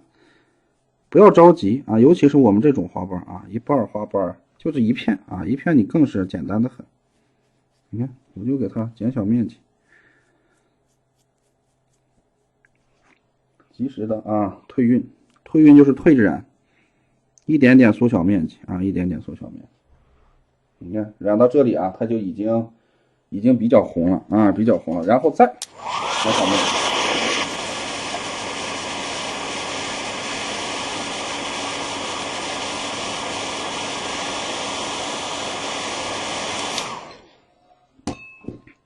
减小面积，我们这次给它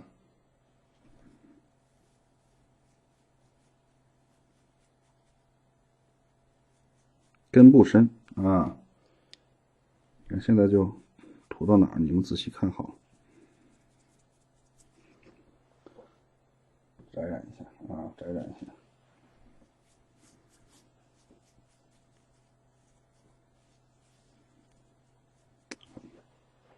啊，这个红色啊，就基本出来了。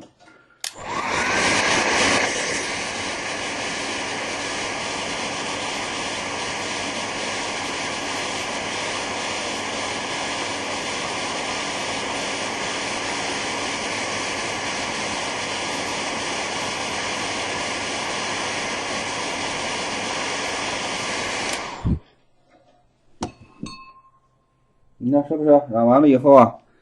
然后接下来注意了，这是在中墨里面啊，我再来一点点中墨啊，中墨里面加点曙红，我们给它调出墨红色，也就是相当于这种胭脂色啊，稍微再来一点点，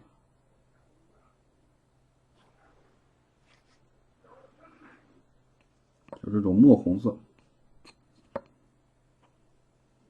小面积的啊，因为你现在红已经深不下去了，墨红色。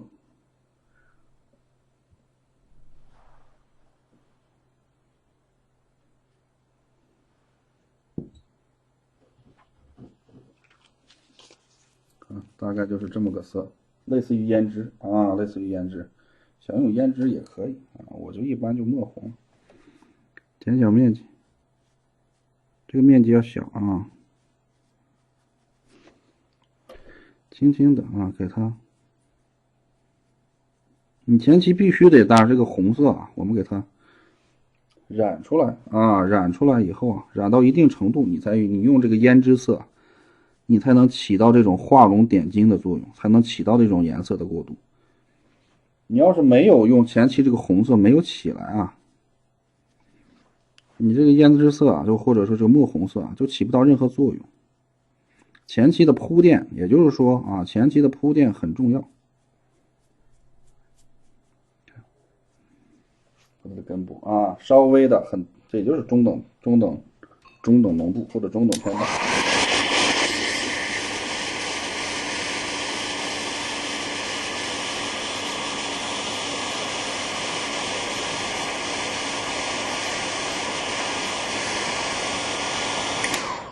这个红色的东西啊，红色的物体啊，有很多种染法啊，但是咱们这种染法是最漂亮、最好看，而且是最长、最好掌握的。还有一种是什么呢？你先拿墨啊，你先拿墨先给它染出这种结构来，然后接下来第二遍是什么呢？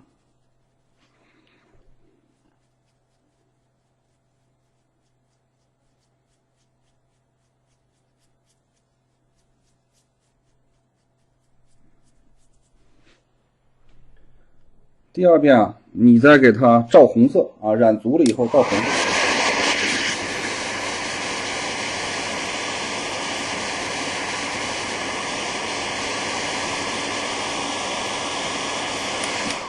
这种也是可以的啊，这种也是可以的。你看现在我们这个红色啊，就这个层次就出来了，是不是？在这最深的地方啊，稍微的再给它来一下，浅色的地方就不要了，轻轻的啊，轻轻的来一下。这颜色是多次啊，我这个颜色并不深，多次给它啊，给它来，慢慢的它这个层次就出来了，对不对？好了啊，接下来你看我们这个正好这个胭脂色它是偏紫的，我们给它这里稍微来一点，从里面给它拖出来。啊，深部加深嘛，这一下啊，一下就这个深部就起来了。紫色啊，偏紫色，其实胭脂就是个偏紫色。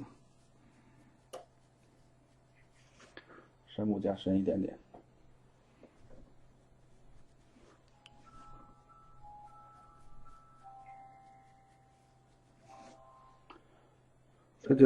它这样的话能那个很深啊，一下子轻轻的一点染啊，这个就很容易就深入下去了啊，很容易就深入下去了。到最后啊，最后我们来调一个淡曙红。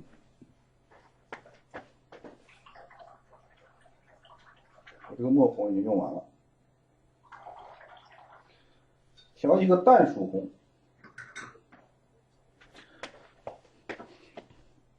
它用的盘子是不是不少啊？因为它东西多嘛啊，想给大家演示的东西多。淡曙红以水为主，加水，然后我这个笔中的残色啊，本身就有红色的，稍微点一下，哎，这就是偏淡的曙红。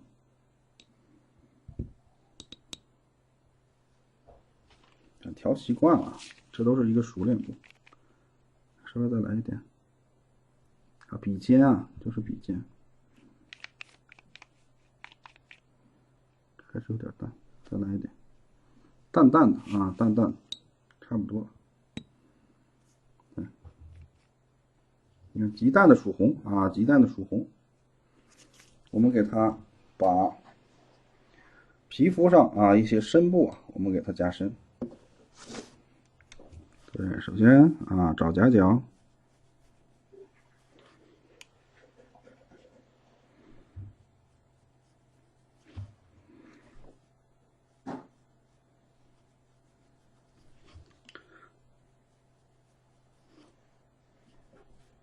你看这是夹角。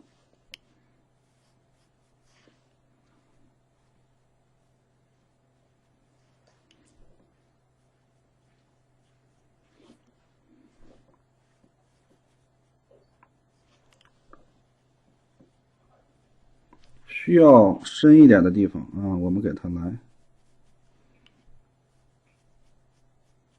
加深啊。现在是什么呢？我们这个区域啊，你想用赭石加深啊，是不可能了啊，加深不下去了，就是用淡曙红，像这些小夹角，减小面积啊，减小面积，染出去，小面积。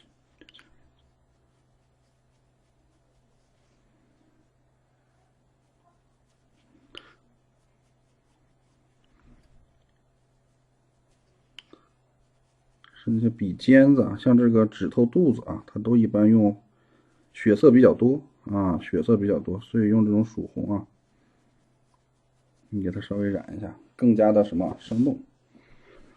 像这些笔，指头肚子，哎，稍微来一点。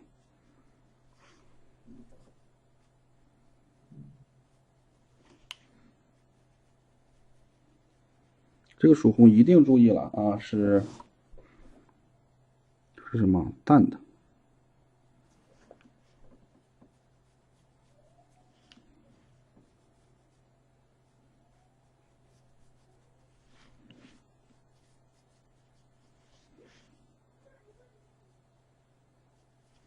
从这个夹角往上，往这里给它，你看这里这个角，对，一遍不行就2遍啊，一定注意是淡的。你看这里给它稍微的捅一下，赭石下不去的时候，就是属红。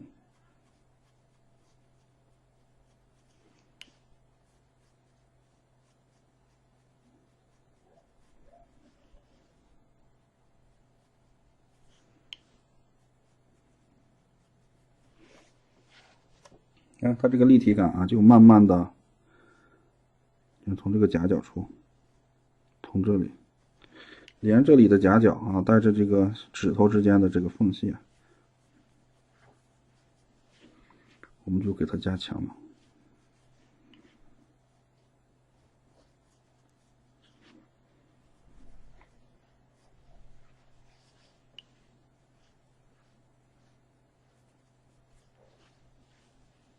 看这里，但是这个面积啊，一定注意啊，谨慎，都是小面积的。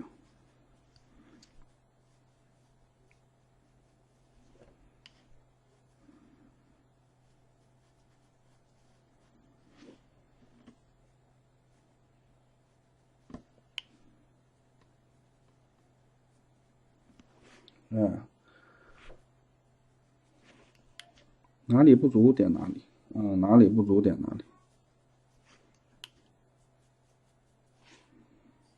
然后还有它这个指头、肚子、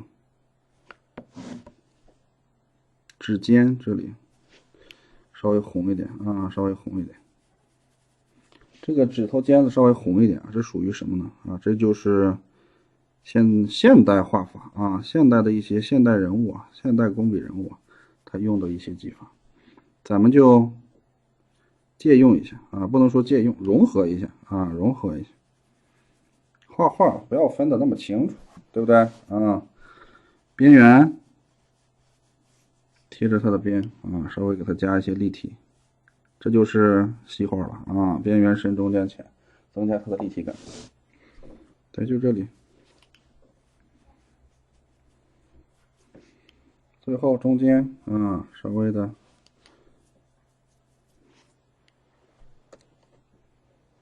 最深的地方啊，最深的地方，最鼓的地方啊，给它稍微来一点。看这里，大面积的，我这纸啊漏烦啊，它这个，看，稍微补一补，边缘，就这里稍微补一下，把它的立体感稍微补一补。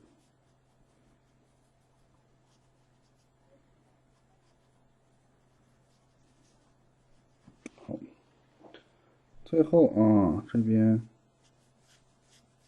夹角处。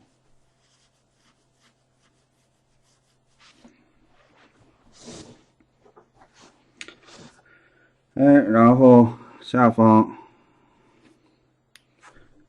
你看下方稍微的红一点，上方逐渐的淡一点啊，稍微再来点，稍微来点啊，不要太复杂了啊，不要太复杂了。画到这里啊，你看它的身部啊，就基本来说，我们给它表达清楚了啊，是不是啊？你看这个手啊。这个结构啊，我们就基本给它画差不多了啊，这就行了啊，这就行了。来，大家来看一看啊，我们这个同染分染，